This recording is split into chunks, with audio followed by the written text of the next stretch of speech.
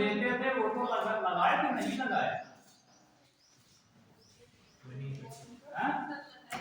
नहीं, ये जो तीन दो बैठे किनारे तो आए मैकेनिकल प्रॉपर्टीज ऑफ फ्लूइड्स नहीं लगाया ना? नहीं लगाया तो कैसे काम करेगा? तो अभी हम लोग ने इसके पहले मैकेनिकल प्रॉपर्टीज ऑफ सॉलिड्स पढ़ा था। मैकेनिकल प्रॉपर्टीज ऑफ सॉलिड्स पढ़ा था और जिसमें हम लोगों ने सॉलिड की कुछ प्रॉपर्टी जैसे इलास्टिसिटी ये सब चीजें हम लोगों ने डिस्कस की थी। अब आज हम चालू करने आ रहे हैं मैकेनिकल प्रॉपर्टीज ऑफ फ्लूइड्स। पहले तो ये समझो कि फ्लूइड्स क्या होता है। फ्लूइड्स, इसको हिंदी में द्रव कहते हैं, द्रव, ठीक है। ये क्या चीज, ये क्या चीज, फ्लूइड्स का क्या होता है? जिसका आयतन और आकार निश्चित, जिसका आयतन और आकार, आयतन और आकार क्या हो, अनिश्चित अनिश्चित हो। चलो ठीक है, आयतन और आकार, इसमें आयतन यानी कि वॉल्यूम, आकार शेष, ठीक। चलो ये भी थोड़ा बहुत ठीक है, ठीक है। और क्या मतलब होगा इसका? हाँ, फ्लूइड से मतलब है विच कैन फ्लो, ठीक है, जो फ्लो कर सके उसको फ्लूइड कहते हैं, जो बह सके, ठीक है। फ्लूइड का मतलब हो गया कि विच कैन फ्लो। अब कौन कौन चीजें फ्लो कर सकती है? सॉलिड करता है तो तू नहीं बोला, ठीक। दूसरी चीज गैस करता है, गैस नहीं करता, गैस तो फ्लो करता है। गैस यहाँ छोड़ तो फ्लो करके निकल गया, ठीक है। अब किसी सामने पाइप लगा तो पाइप में यहाँ से गैस नहीं चलेगी, ये फ्लो तो कर रही है। एक पाइपलाइन चाहते हो गैस वाली, क्या हो, गैस पाइप यहाँ से दिया फ्लो तो करके जा रही है, कैसे जा रही है, फ्लो करके, मतलब फ्लो कर सकती है, ठीक है। इसका मतलब जो गैस होगा वो इसमें आ जाएगा, ठीक। गैस, जितनी भी गैसें होती फ्लो कर सकती है। लिक्विड तो करते ही करता है, लिक्विड कोई द्रव जिसे कहते हैं, पानी वगैरह, ऑयल हो गया है ना, दूध, मिल्क, ये सब चीजें है ना, ये सब चीजें क्या फ्लो कर सकती है। तो यहाँ पे ये, ठीक। तो जब हम फ्लूइड्स की बात करते हैं उसमें गैस भी आता है, लिक्विड भी आता है, दोनों आते हैं, ठीक है। जैसे हम लोग हिंदी में अगर इसका शब्द इस्तेमाल करते हैं, इसको द्रव्य कहते हैं, द्रव्य, द्रव्य संस्कृत से आता है ऐसे, द्रव्य ऐसे, और एक होता है द्रव, दोनों में अंतर। द्रव का मतलब लिक्विड ये होगा, ठीक है, और जब द्रव्य कहोगे इसमें दोनों चीज आते हैं, ठीक है, ये इसका मतलब। तो एनीथिंग व्हिच कैन फ्लो उसको हम लोग फ्लूइड्स कहते हैं। अब इसी की प्रॉपर्टीज हम लोग यहाँ पे समझेंगे, अच्छा ठीक है। तो ये तो सिंपल चीज होगी इसके बारे में।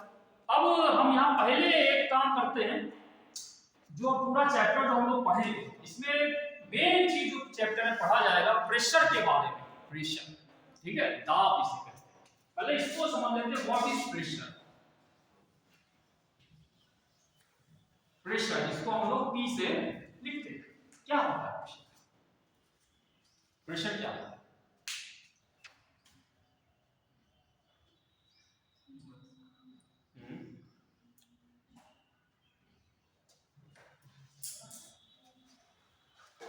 जैसे इसका एग्जांपल अगर आपसे कहें कि जैसे एक बड़ा सा कोई जीव ले लो, जानवर ले लो, हाथी ले लो, हाथी, ठीक है। हाथी का पैर अगर किसी एक पड़ जाए, ठीक है, तो क्या होगा, ठीक है, अगर हमारे ऊपर पड़ जाए, ठीक है, तो ऐसे 1.5 पसली नहीं है तो हमारी पसली नहीं बचेगी, एक पसली वो भी नहीं बचेगी, ठीक है, यही तो होगा। उसमें क्या है, इसमें कि आपने क्या सोचा है कि हाथी ने जब बात किया तो हाथी बहुत ही हैवी चीज है, इसका जो फोर्स लगा रहा है वो फोर्स ज्यादा लगा, ठीक है, ज्यादा फोर्स लगाया तो चकनाचूर कर दिया, उसको जो भी डिस्ट्रॉय पूरी चीज को एकदम खत्म करता है, नहस, ठीक। अच्छा इसी तरीके से हम आपसे कहें कि एक पतली सी सुई ले लीजिए, लो पतली सी, ठीक है, और उसको लेकर के अपने यहाँ पर रखिए पतली सी, ठीक है, उस पर जरा सा फोर्स लगाओ उसको, इससे एक है, जैसे ये है, दिख रहा है, इसको अपने यहाँ पर रखिए और हल्का सा फोर्स लगाइए, कुछ नहीं ऐसा होता है, नहीं हल्का सा महसूस होता है, लेकिन ऐसा नहीं कि आपको कुछ हार्मफुल, ऐसा कुछ नहीं, नुकसान नहीं। लेकिन यही चीज अगर एक पतली सी नोक सुई को लेकर रखो तब क्या होगा, नहीं फोर्स करो तब क्या होगा, फव्वारा निकलेगा अंदर से, है ना, ये तो होगा। अंतर क्या है, फोर्स बराबर लगा, जितना फोर्स आपने इस पे लगाया वही आप उस पे लगा रहे, तो लेकिन जो पतली सुई थी उसने आपको क्या कहते हैं नुकसान पहुंचा दिया, लेकिन ये है इतना नुकसान नहीं पहुंचा। क्या अंतर है? फोर्स बराबर लग रहा है, दोनों फोर्स सेम है। हाँ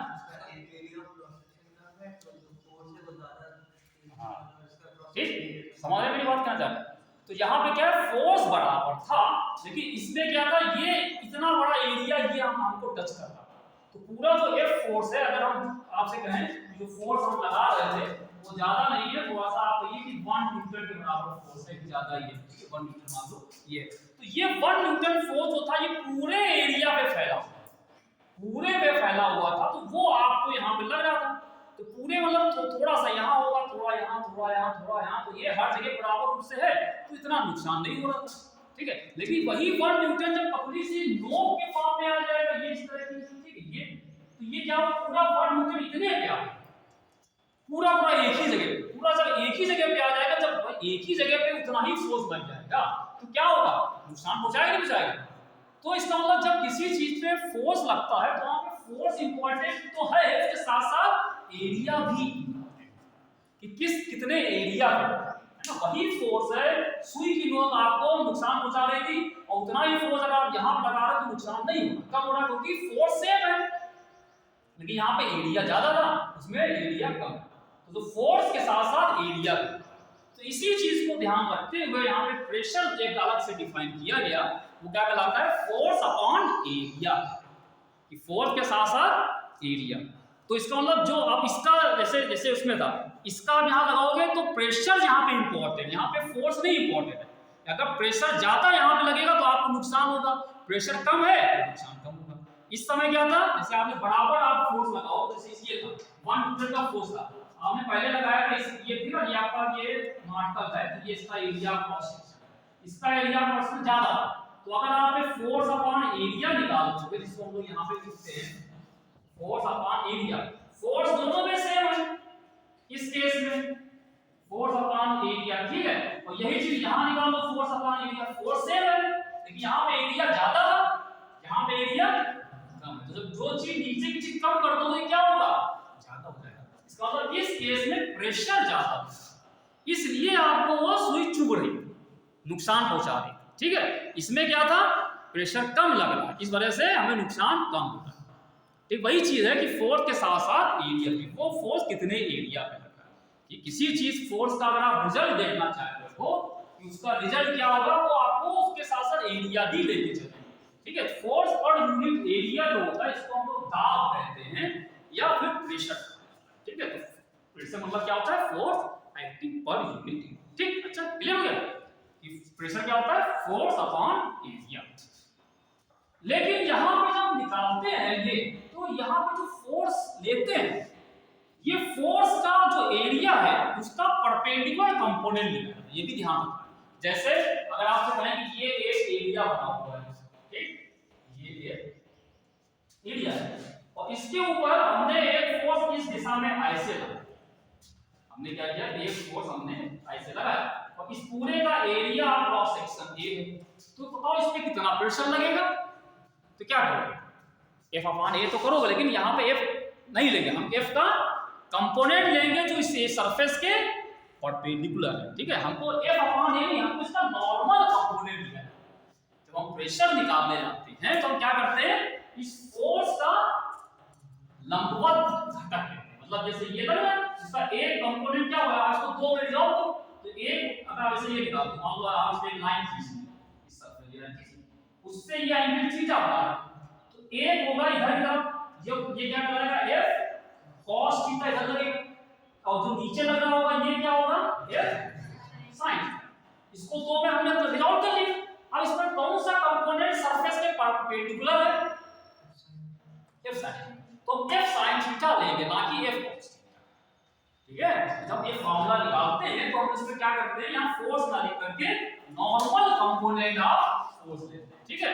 इसमें क्या लेंगे, नॉर्मल कंपोनेंट ऑफ, इसमें क्या लेंगे हम लोग, normal component of force upon area, ठीक है। ध्यान रखना कि जो इसका नॉर्मल कंपोनेंट होगा वो लिया जाएगा, और जो इसका ये पैरेलल कंपोनेंट है इसको हम लोग कहते हैं टेंजेंशियल कंपोनेंट, ये हम लोग छोड़ देते हैं, इसको नहीं लेते। ये कुछ भी प्रेशर नहीं लगाएगा, मतलब ये आप समझ लीजिए, आप यहाँ पे ऐसे आप फोर्स लगाओ, ऐसे ये सरफेस के पैरेलल है, कोई फर्क नहीं पड़ेगा, है कि नहीं? कोई गाल आपको सलाह दे क्या होगा, अच्छा लगेगा आपको गाल, ठीक है, तो होगा कि नहीं? अगर कोई ऐसे लगा देगा चमाट पड़ता चपाट से, तो वो याद रहता है हमको कि हाँ ये बड़ा इसने मारा, ठीक है, ये चीज। और अगर कोई ऐसे तिरछा लगाएगा तो क्या करोगे, तब दोनों काम करेगा, एक कंपोनेंट ये वाला भी होगा, एक ये वाला, तो ये वाला लेके चलेंगे, ये वाला जो होगा वो हमको चोट पहुंचाएगा, वो प्रेशर बनाएगा, ये नहीं प्रेशर, ठीक है? तो प्रेशर जब निकालते हैं क्या करते हैं, फोर्स का नॉर्मल सरफेस के नॉर्मल कंपोनेंट से, ये है इस पे ऐसे फोर्स लगा हुआ है, तो इसका एक कंपोनेंट ये हो जाएगा, एक कंपोनेंट ऊपर होगा, जो ऊपर वाला नॉर्मल होगा वो हम लोग ये कंपोनेंट लेके चलते हैं, क्लियर? अच्छा, अब आते हैं यूनिट क्या होगी फोर्स प्रेशर की, यूनिट क्या होगी? हाँ ये तो बता चुके, इलास्टिसिटी में यूज किया गया न्यूटन पर मीटर स्क्वायर ना, खाली मीटर स्क्वायर बता, अगर न्यूटन मीटर स्क्वायर होगा, न्यूटन के साथ मीटर स्क्वायर होगा, न्यूटन टू मल्टीप्लाई होता है, डिवाइड, न्यूटन इसकी हो गई, इसकी मीटर स्क्वायर हो जाएगी, ठीक है? ये एमकेएस सिस्टम में, ये क्या चीज है, एमकेएस सिस्टम में न्यूटन पर मीटर स्क्वायर, इसी को अलग से एक नाम क्या कहते हैं, पास्कल, जो हम लोग वहां पे स्ट्रेस में इस्तेमाल किया था, ठीक है? पास्कल, पास्कल बोलना और सब सोच में बोलना नहीं, और ठीक है, पास्कल, ठीक, PASCAL, पास्कल, ये न्यूटन पर मीटर स्क्वायर को ही हम लोग पास्कल कहते हैं, ठीक है? अच्छा, इसके अलावा प्रेशर निकालने के कुछ और भी यूनिट होती है, एक जो यूनिट हम लोग इस चैप्टर में ज्यादातर इस्तेमाल होगी होती एटीएम, एटीएम वाला नहीं, पैसा निकालने वाला एटीएम, ठीक है? कौन सा, एटमॉस्फेरिक प्रेशर, एक वो भी इस्तेमाल होता है, एटमॉस्फेरिक प्रेशर, एटमॉस्फेरिक, इसका क्या मतलब है, जिसको हम लोग एटीएम शॉर्ट फॉर्म में, स्मॉल में लिखते हैं ATM, capital example capital ATM तो वाला एटीएम हो जाएगा, ठीक है? तो ये एटीएम हो जाएगा, एटमॉस्फेरिक प्रेशर, ठीक है? ये कैसे निकालते हैं, इसका क्या मतलब होता है, एटमॉस्फेरिक प्रेशर, एटमॉस्फेरिक प्रेशर जो होता है 1 एटीएम, 1 एटीएम बराबर होता है 1.013 into 10 to the power 5 pascal, ठीक, ये आप याद कर लीजिए, ठीक, 1.013 into 10 to the power 5 pascal, या 1.01 से भी काम चला सकते हो, 1.01 into 10 to the power 5 pascal, ठीक है? ये देखो, ये ऐसी यूनिट है, ये एटमॉस्फेयर का प्रेशर निकालने के इस्तेमाल होता है, ठीक है? ऐसे आपसे कहा जाए कि ये टेबल है, इसको अगर हम बाहर रखते हैं खुले, तो हम कहते हैं यहाँ पे जो हमारा एटमॉस्फेयर है, इसके आसपास की जो एयर है वो इसके ऊपर प्रेशर लगाएगी, तो लगे ना, हम तो लगा नहीं सकते, इसका मतलब वही इस पे प्रेशर है, तो वो जो प्रेशर होता है वो हर जगह बदलता है, एटमॉस्फेयर का जो प्रेशर होता है वो हर जगह बदलता रहता है, वो डिपेंड करता है कि वहां की एयर जो है उसकी डेंसिटी क्या है, ठीक है? और जनरली उसको निकालते कैसे हैं कि अगर मान लो आपसे कहें यहाँ पे एटमॉस्फेरिक प्रेशर कितना है, तो उसका तरीका ये होता है कि इस जगह पे जो निकालते हैं इसका यूनिट एरिया निकाल लीजिए, इसका क्या निकाल लो, इसका यूनिट एरिया, और इस यूनिट एरिया से ऊपर आप यहाँ पे एक एयर कॉलम बना दो, एयर कॉलम, ठीक है? बड़ा सा एयर कॉलम जो बनेगा, मतलब मान लो यहाँ पे हवा है, कॉलम के फॉर्म में, एयर कॉलम मतलब हवा तो हट जगह, लेकिन आप उसको इमेजिन करो ऐसे सिलेंडर टाइप की ये बना हुआ, उसके अंदर गैस, ठीक है? तो वो यूनिट एरिया पे वो कितना इस पे फोर्स लगा रही है, वो यूनिट एरिया पे कितना, इस पूरे टेबल का यूनिट एरिया करेंगे, पूरा टेबल को बड़ी, अब इसका एकांक क्षेत्रफल यूनिट एरिया लेके उस पे जो हवा का जो पूरा जो सिलेंडर टाइप की हवा भर देंगे, लेकिन मान लो आपने सिलेंडर यहाँ पर उसका जितनी गैस आ जाए यहाँ से लेके यहाँ तक, वो गैस इसमें कितना यहाँ पे बल लगा रही होगी, वो कहलाता है एटमॉस्फेरिक प्रेशर, ठीक है? और एक चीज और होती है, ज्यादातर एटमॉस्फेरिक प्रेशर को निकालने आपने देखा होगा 76 सेंटीमीटर मरकरी लिखा होता है, देखा आपने? 76 सेंटीमीटर ऑफ मर्करी। नहीं सुना कहीं? जो एटमॉस्फेरिक प्रेशर होता है, एटमॉस्फेयर का प्रेशर, इसको ज्यादातर हम लोग क्या नापते हैं? सी लेवल पे नापते हैं, समुद्र का लेवल। जहाँ समुद्र है, सी, उसकी जो सरफेस होती है, वहां पे जो प्रेशर लगता है उसको सी लेवल कहते हैं, ठीक है। और वो जो प्रेशर होता है उसको हम वही वही ये यहाँ पे 1.013 लिखा हुआ, ये क्या चीज है? तो सी लेवल पे जो हवा वहां पे दबाव डाल रही है, ये उसकी वैल्यू हिंदी होती है और उसी को 1 atm कहते हैं। सी लेवल पे जो हवा का दबाव होता है उसको हम लोग 1 atm कहते हैं, उसकी वैल्यू पास्कल में आएगी 1.013 10⁵ या फिर 1.013 पास्कल मतलब हो गया ये न्यूटन पर। क्लियर हो गया? तो जो सी लेवल पे हवा का दबाव जितना पड़ रहा होता है उसी को हम लोग 1 atm कहते हैं, उसकी वैल्यू ये है। अगर कहीं पे atm में दे रखा हो उसको पास्कल में कन्वर्ट करना, इससे मल्टीप्लाई कर सकते हैं, ठीक है। क्लियर हो गया? अभी हम आपको बताएंगे कैसे प्रेशर वैसे निकालने का एक तरीका बताएंगे, फार्मूला एक होता है, पता भी चूंकि आप लोगों ने बताया था, हमने गाउस प्रेशर को बताया था ना कल और सो जब की क्लास में, इसके पहले गाउस प्रेशर एक आया था कहीं पे, बता देंगे न्यूमेरिकल में आया था गाउस प्रेशर, वहां पे आया, ठीक है। अच्छा चलो पहले इतना होगा तो हम इस पे अच्छा एक चीज और है, जो यहाँ पे प्रेशर है ये स्केलर है कि वेक्टर है? स्केलर। पहली चीज ध्यान रखा लीजिए, जो प्रेशर है वो स्केलर है, इसकी कोई दिशा नहीं होगी, ठीक है। दिस इज अ स्केलर, बिना कोई दिशा के। फोर्स तो वेक्टर है, फोर्स वेक्टर है, लेकिन प्रेशर जो होता है ये दिशाहीन, ठीक है, इसकी कोई दिशा नहीं। कहो क्यों दिशा नहीं है? क्योंकि हमको पता है अगर ये सरफेस है तो हमें पता है कि सरफेस है तो प्रेशर जो निकालोगे तो फोर्स कौन सा लेंगे? फोर्स तो वेक्टर है, लेकिन हमको इसकी दिशा हमेशा फिक्स है, इसके परपेंडिकुलर वाली ले लेनी है, ये तो फिक्स हो गया ना। जब कोई चीज हमको पता है कि इसके परपेंडिकुलर ही है तो दिशा का मतलब ही क्या है? दिशा तो जब अलग अलग इधर वाला फोर्स था, हमको खाली फोर्स वही दिशा में लगे, हमें उसका लेना है नॉर्मल कंपोनेंट, तो फिक्स हो गया नॉर्मल कंपोनेंट, इसलिए इसको कहते हैं डायमेंशन, सॉरी डायरेक्शन नहीं है, बिना कोई डायरेक्शन, ठीक है। इसलिए ये क्या चीज है? स्केलर है, ये वेक्टर क्वांटिटी नहीं है। प्रेशर जो है दिस इज अ स्केलर, ठीक है। चलो इसलिए कोई क्वेश्चन देखने का है तो बताते हैं, ना आगे बढ़ के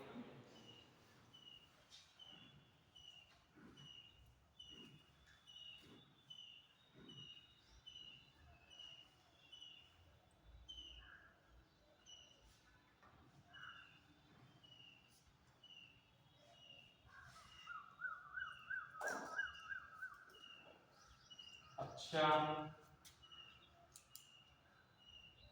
और ये एक चीज और ध्यान दीजिएगा इसमें सवाल,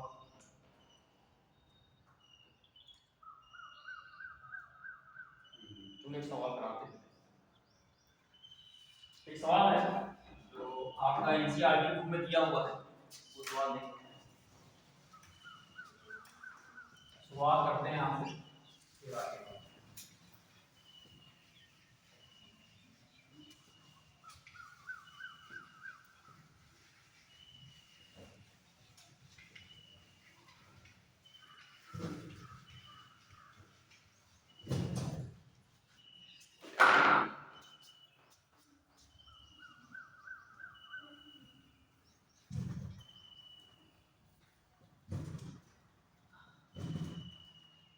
इसमें लिखिएगा सवाल कि कह रहे हैं कि two thigh bones, THIGS, two thigh bones, each of cross sectional area 15 centimetre square, two thigh bones each of cross sectional area 15 centimetre square support the upper part of a person, support the upper part of a person of mass 70 kg, ये ठीक है। Two thigh bones each of cross sectional area 15 centimeter square support the upper part of a person of mass 70 kg, the pressures sustained SUSTAINED, the pressure sustained by these thigh bones, by these thigh bones each by these thigh bones each बताना है। Option लिखिए 2.5 into 10 to the power 5 Newton पर metre square, पहला हो गया, ठीक। दूसरा है 1.3 into 10 to the power 5 Newton पर मीटर स्क्वायर। नेक्स्ट है 4.6 into 10 to the power 5, इसमें एक और 10 to the power 5, एक ये हो गया। और उसके बाद है 2.33 into 10 to the power 5 Newton पर। जरा समझो सवाल में क्या दिया हुआ है। टू थाई बोन्स समझते हैं, जो हम लोग की जो बॉडी है, हमारी जो थाइज हम लोग की होती है ये पैरों में, ठीक है, ये थाई, ये हमारे पूरे बॉडी को पकड़े हुए सपोर्ट है। हमारा जो बॉडी है, शरीर हमारा किस पे टिका हुआ है? इन दो लकड़ियों पे सहारे, तो मतलब पैरों पे, ये ठीक है। और उसकी ये हमारी थाइज, ये पूरी बॉडी को सपोर्ट करती है। ये यहाँ से लेके हमारा पूरा पार्ट है, ये इसको थामे हुए, पकड़े हुए, रोके हुए, ठीक है। और ये थाई बोन्स जो है दो हैं, मतलब भाई आदमी दो ही टांगे, ठीक है, दो ही होगी, एक इसकी होगी। और दोनों का क्रॉस सेक्शनल एरिया कह रहे हैं 15 सेंटीमीटर स्क्वायर है, ठीक है। ये हमारा तो कम है, ठीक है। तो ये 15 सेंटीमीटर स्क्वायर ये है एरिया क्रॉस सेक्शन इसका। और ये अपर पार्ट आदमी का, ये पूरा पर्सन ऊपर का जो है इसको सपोर्ट कर रहे हैं। तो ये कह रहे हैं कि मास कितना है उसका 70 kg, जिसको ये सपोर्ट कर रहा है, इस आदमी को थामे हुए है, ठीक है, तो उसका 70 kg का है, ठीक है। तो कह रहे हैं कि वो जो है the pressure sustain by these thighs would be, कि जो थाई बोन्स है वो कितना प्रेशर सस्टेन कर सकते हैं, कर रहे हैं। तो थाई बोन जो है वो उन पे प्रेशर, सिंपल है, उस पे कितना प्रेशर लगता है वो बताओ, क्या करेंगे बताओ।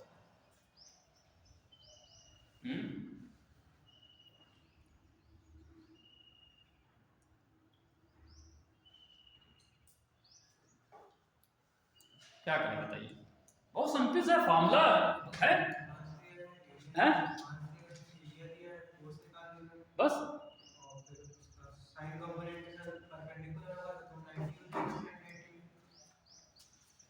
नहीं 90 तो होगा नहीं, ठीक है।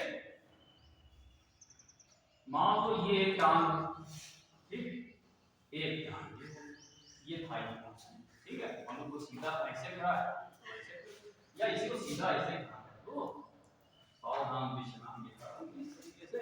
अब इसके ऊपर ये पूरा पूरा इसकी बॉडी है, ये 70 किलो का है, ये पकड़े हुए ऊपर, ठीक है, ध्यान रखना मुझे ऐसे बना हुआ। तो इस पे कितना प्रेशर लग रहा है, वेट कितना आएगा नीचे। तो हमको प्रेशर का फॉर्मूला क्या होता है? नॉर्मल फोर्स को हम ऐसे लिख देते हैं अपॉन ई, ठीक, नॉर्मल परपेंडिकुलर, ठीक है, अपॉन। तो नीचे कितना परपेंडिकुलर, ये एरिया क्रॉस सेक्शन है टांगों का, ठीक है, वो कितना है 15 सेंटीमीटर स्क्वायर है।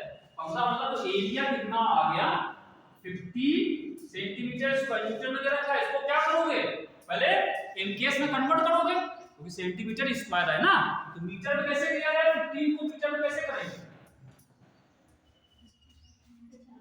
है 10 की पावर -4, सही। 1 सेंटीमीटर में मीटर में करना 10 पावर -2, स्क्वायर क्या करना -4, तो इनटू या सीधे आप कहोगे 10 पावर -2 का स्क्वायर कर दिए। सेंटीमीटर का स्क्वायर से 1 सेंटीमीटर में 1/100 मीटर, 10 पावर -2 1 में किए, स्क्वायर लगा दो सीधे से, वही आ जाएगा, ठीक है। तो ये आ जाएगा मीटर स्क्वायर। तो ये 15 into 10 की पावर -4, ये एरिया हो गया एक इसका वाला, ठीक। दूसरे का भी तो नहीं हो जाएगा, दो है ना, दोनों पकड़ेंगे ऐसे में, एक ही पकड़, दोनों टांगे हैं। हाँ वो तो लिखा होता है कि एक टांग नहीं है तो अलग है, ठीक है, इसमें दोनों थाइस लिखा, 2 थाई लिखा भी। तो इस पे पूरा पूरा नीचे वेट कितना परपेंडिकुलर, वो जो इसका वेट होगा तो इसके परपेंडिकुलर तो लगता ही है, तो कुछ करने नहीं, परपेंडिकुलर रहेगा।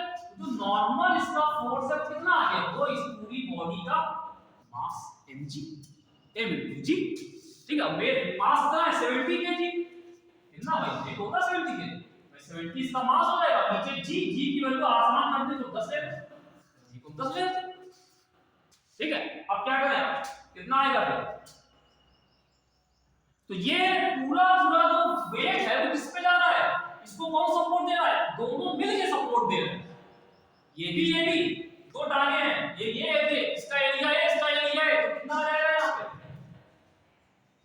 70 इंटू ये वेट हो गया, एरिया क्या करें 50 इंटू 10⁻⁴ और साथ में दो एरिया है ना, दोनों में डिवाइड हुआ कि पूरा पूरा जो लोड था इन दोनों में डिवाइड, हमने क्या बताया कि पूरा पूरा जो लोड था कितने एरिया में फैल गया, ये पूरे में फैलेगा, कुछ इस पे, तो दोनों का एरिया लिखना पड़ेगा, है ना, कर लेना डिवाइड करके करना, ठीक है। अरे इसमें दो नाइस का सवाल है, ये 2 था, 2 से आप चाहो तो इसको कट कर दो 35 आ जाएगा, और 5 से इसको काट दो, ये हो गया, और 3 73 आ गया, इंटू 10⁻⁴ पर चला जाएगा, 70 को 3 से डिवाइड कर कितना है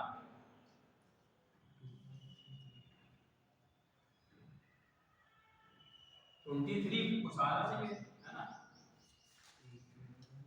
इंटू 10⁻⁴।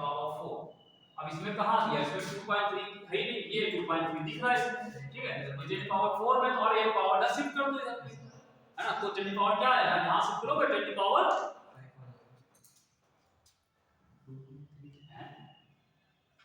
अच्छा हाँ इधर शिफ्ट करेंगे, ठीक, इधर 10 पावर 3 हाँ तब किया है, ठीक, अगर इधर हम शिफ्ट करते हैं, एक प्लेस शिफ्ट किया तो एक पावर बढ़ गई, दो प्लेस करेंगे तो पावर बढ़ जाएगी, ठीक है, तो 2.3 ये सब आ जाएगा, ठीक है सर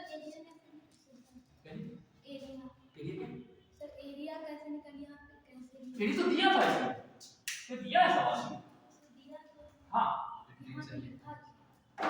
ये लिखा क्या, ये एरिया लिखा है, ये हो गया फोर्स, है ना, mg, ये फोर्स हो गया, और जो एरिया यही लिख दिया हमने 15 न्यूटन और एरिया हो गया, तो क्योंकि एक एरिया इसका था, एक दो था इसका, ये किस पे पूरा पूरा जो इसका mg होगा दोनों पे डिस्ट्रीब्यूट होगा, दोनों में फैला होगा, इसने दोनों मिलके सपोर्ट दे, अगर खाली आप एक लिखते हो इसका मतलब खाली ये वाले था, एक आदमी टांगी से एक ना, तो इसका मतलब होना तो दोनों टांगी ना उसकी, दोनों एरिया लेंगे उसी करके,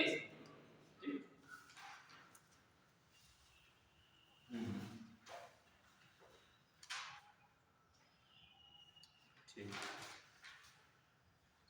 अब हम आते हैं इसमें कि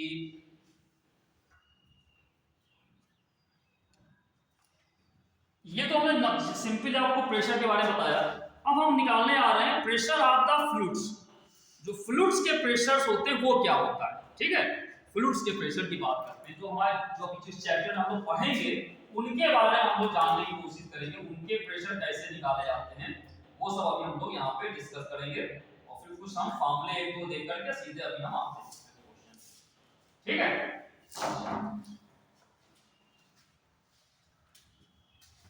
pressure of fluids,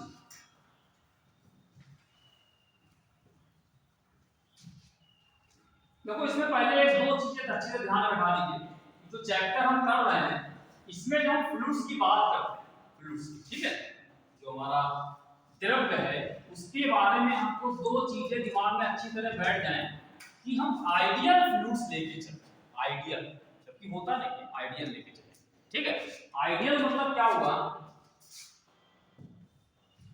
ideal fluids ये क्या होते हैं, पहली चीज तो क्या होते हैं चाहिए इनको, ये जो फ्लूइड्स होने चाहिए इनकी दो प्रॉपर्टीज होनी चाहिए, पहली चीज इनकम्प्रेसिबल, पहली चीज इनकम्प्रेसिबल फ्लूइड्स, इसका मतलब समझते हैं, इनकम्प्रेसिबल मतलब क्या हुआ कि ऐसा फ्लूइड जिसको हम कंप्रेस ना कर सके, दबा ना सके, ठीक है, जबकि हमने जब इलास्टिसिटी वाला पढ़ाया था तो हमने कहा था कि जो जितने फ्लूइड्स होते हैं उनकी कंप्रेसिबिलिटी ज्यादा होती है, ज्यादा होता है कंप्रेसिबिलिटी उनकी ज्यादा होती है, वो ज्यादा दब जाते हैं, मतलब ये प्रैक्टिकल की बात कर रहे हैं, प्रैक्टिकली ऐसे होते हैं, ठीक है, लेकिन आइडियल केस में हम मान चलेंगे ऐसा लिक्विड हमारे पास है जो कभी भी दब नहीं सकता, दबाव नहीं झेल सकता, जितना है उसमें हम दबाएंगे तो उतना ही रहेगा, नीचे कम नहीं होगा, समझ आया, ऐसा हम लेके चलेंगे, क्लियर, ठीक है। ये इसका मतलब क्या होगा, इससे फायदा ये होगा कि उसकी जो डेंसिटी हर जगह पे एक जैसी। अगर मान लो कहीं दबा दिया, दब गया, कहीं पे दब जाएगा तो वहां पे डेंसिटी बढ़ जाती है। हमने तो क्वेश्चन कराया था कि प्रेशर बढ़ाते हो बल्क मॉडुलस मतलब क्या होता है, जब बढ़ाते हो रो डैश बराबर rho into 1 plus delta P by B, बताया ना कि अगर हम प्रेशर बढ़ा देंगे तो अगर वो दबेगा तो क्या होगा, जब दब जाता है कोई चीज उसकी डेंसिटी बढ़ जाती है। तो यहाँ पे ये दबेगा नहीं, लिक्विड कैसा है, फ्लूइड है, दब नहीं रहा है, दब नहीं सकता, दबेगा नहीं तो क्या होगा, इसकी हर जगह पे डेंसिटी सेम रहेगी, डेंसिटी विल बी यूनिफॉर्म, उसमें कोई चेंज नहीं होगा। तो इनकंप्रेसिबल होना चाहिए, ठीक। और दूसरी चीज क्या होना चाहिए, नॉन विस्कस। नॉन विस्कस मतलब इसमें श्यानता ना, श्यानता मतलब विस्कोसिटी से कहते हो ना, विस्कोसिटी, जैसे लिक्विड चलता है तो उसकी जो परतें होती है, लेयर, हर लेयर दूसरे लेयर को खींचती है, अगर ये आगे बढ़ रही है तो नीचे वाली उसको पीछे खींचती है, ठीक है, इनके बीच में रिलेटिव मोशन होता है, ठीक है, तो वो हर लेयर दूसरे वाले को पीछे है, जैसे आपने कोई दौड़ रहा है पीछे कोई आपकी टांग पकड़ कर खींच रहा है, वही मतलब यही काम उसका लिक्विड का होता है, ठीक है। वो चाहता है कि हम आगे वाले को रोक दें, बढ़ने ना, वही काम लिक्विड करता है। तो हम चाहते हो ऐसा ना करें, सीधा साधा हो, तो ऐसे गड़बड़ वाला मामला ना हो कि आप आगे बढ़ रहा है उसको बढ़ने में मदद करे, ठीक है, रोके राके ना कि पकड़ खींच लिया, या आप बढ़िया पेपर अच्छा कर रहे थे जाके आपके पेपर से टिक डाल दी वहां से जाओ कर दो, तो ऐसा कोई गड़बड़, ठीक है, इस तरह का कोई ना हो, डिस्ट्रक्टिव माइंड का ना हो। वही फ्लूइड में मानते कि जो इसमें जो रिलेटिव मोशन होगा तो ऐसा नहीं नीचे वाला को खींचेगा, ऐसा नॉन विस्कस लेके, मतलब विस्कोसिटी देगी, इससे क्या फायदा होगा, जो एनर्जी इसको दी जाएगी वो एनर्जी इसमें मेंटेन रहेगी। अगर विस्कस होगा तो एनर्जी कहां चली जाएगी, विस्कस वाले फोर्सेस के अगेंस्ट चली जाती, तो वो एनर्जी का लॉस होगा, इसमें एनर्जी का लॉस नहीं, ठीक। तो पहली चीज हम दो इस तरह का फ्लूइड लेके चलेंगे पूरे चैप्टर में कि इनकंप्रेसिबल और नॉन विस्कस, ठीक। अच्छा, अब आते हैं प्रेशर, इसका प्रेशर की बात, प्रेशर ऑफ फ्लूइड्स। देखो इसमें एक चीज ध्यान रखिएगा, अगर आपसे कहें कि ये हमारे पास कोई एक बड़ा सा सिलेंडर है, एक सिलेंडर है और इसके अंदर हमने कुछ बढ़िया चीज हमने रख दी, लिक्विड कोई, ठीक है, कोई खाने पीने की चीज मान लो कि आप तो गर्मियों में दिन आ रहा है, कोल्ड ड्रिंक वोल्ड में आएगी, उसको आपने रख दिया इसमें निकाल करके, ये भरा हुआ, ये कोई लिक्विड इसके अंदर भरा हुआ है, और इसके अंदर आपने एक और कोई छोटा सा अलग से कंटेनर, कोई छोटा हमने इसके अंदर अलग से रख दिया, जैसे हमने क्या किया, इसके अंदर एक छोटा सिलेंडर ये,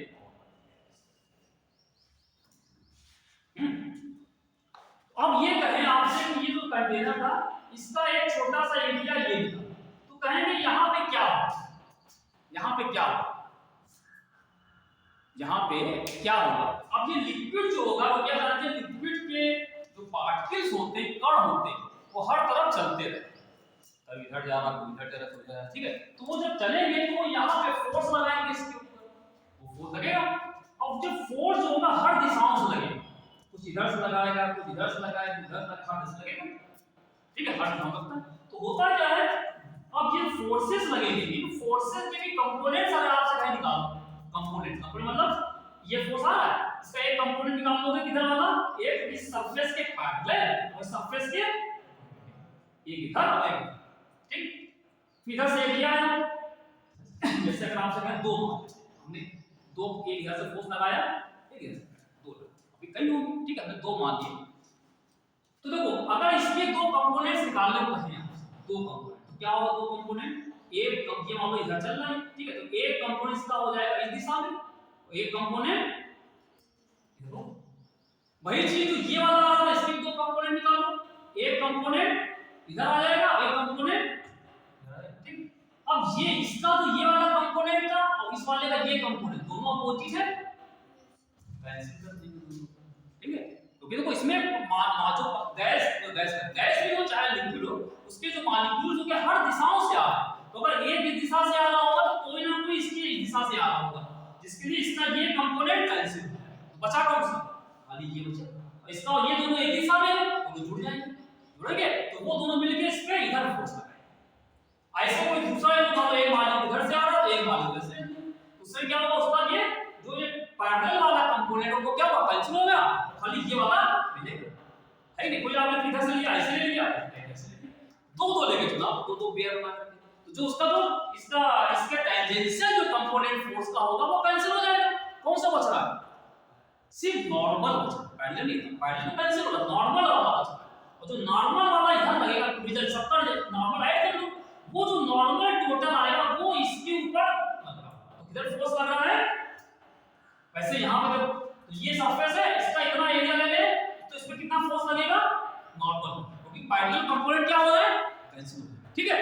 और वो जो नॉर्मल कंपोनेंट यहाँ पे आएगा उसको एरिया से डिवाइड कर दो, होता आएगा भाई प्रेशर, ठीक है। तो अगर किसी लिक्विड के अंदर कोई सरफेस रखी जाती है, जो भी सरफेस का एरिया होता है हमेशा उसके परपेंडिकुलर फोर्स लगता है। फोर्स हमने कहा परपेंडिकुलर लगता है, फोर्स प्रेशर नहीं, तो प्रेशर दिशा ही नहीं होती ना, प्रेशर की डायरेक्शन नहीं है, प्रेशर तो खाली इसके लगा, ठीक है। तो जो फोर्स इस पे लग रहा होगा, अगर आप यहाँ पे कितना फोर्स लग रहा है तो यहाँ पे ये नॉर्मल, इस सरफेस के जो नॉर्मल होगा ये दिशा में फोर्स है, उस फोर्स को क्योंकि हमेशा सरफेस के परपेंडिकुलर लग रहा है तो फोर्स अपॉन एरिया जहां करोगे प्रेशर आ जाएगा, ठीक है।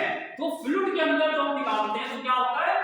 फोर्स P बराबर क्या होगा? F upon A। F हमेशा ही सरफेस के क्या है, हमको कंपोनेंट निकालने की जरूरत ही नहीं है, वही होगा ही, नॉर्मल कंपोनेंट ही इसका बचेगा, बाकी कंपोनेंट क्या हो जाएंगे? कैंसिल, ठीक है। तो इसमें जितने भी इसके अंदर मॉलिक्यूल्स होते हैं, चाहे वो फ्लूइड गैस के फॉर्म में हो चाहे लिक्विड हो, उसमें जितने भी मॉलिक्यूल्स होंगे उनके फोर्सेस के नॉर्मल कंपोनेंट मिलेंगे और हमको ये F अपॉन एरिया उसका प्रेशर दे देगा, ठीक है, क्लियर। तो ये आप समझ लीजिए, कोई भी अगर फ्लूइड हो उस पे अगर आपसे कहें यहाँ पे दिखा, लेकिन हाँ एक चीज है, अगर आप यहाँ से यहाँ आओगे, यहाँ से यहाँ आओगे तो फोर्स की वैल्यू बदलती है, यहाँ पे फोर्स अलग होगा, यहाँ अलग, यहाँ अलग, यहाँ ये मतलब फोर्स बदलेगा, प्रेशर भी बदलेगा। इसका मतलब है इसमें प्रेशर बदलता है, इसमें प्रेशर क्या होगा, जितने भी फ्लूइड्स होते हैं उसमें प्रेशर की वैल्यू बदलती रहती है, क्लियर।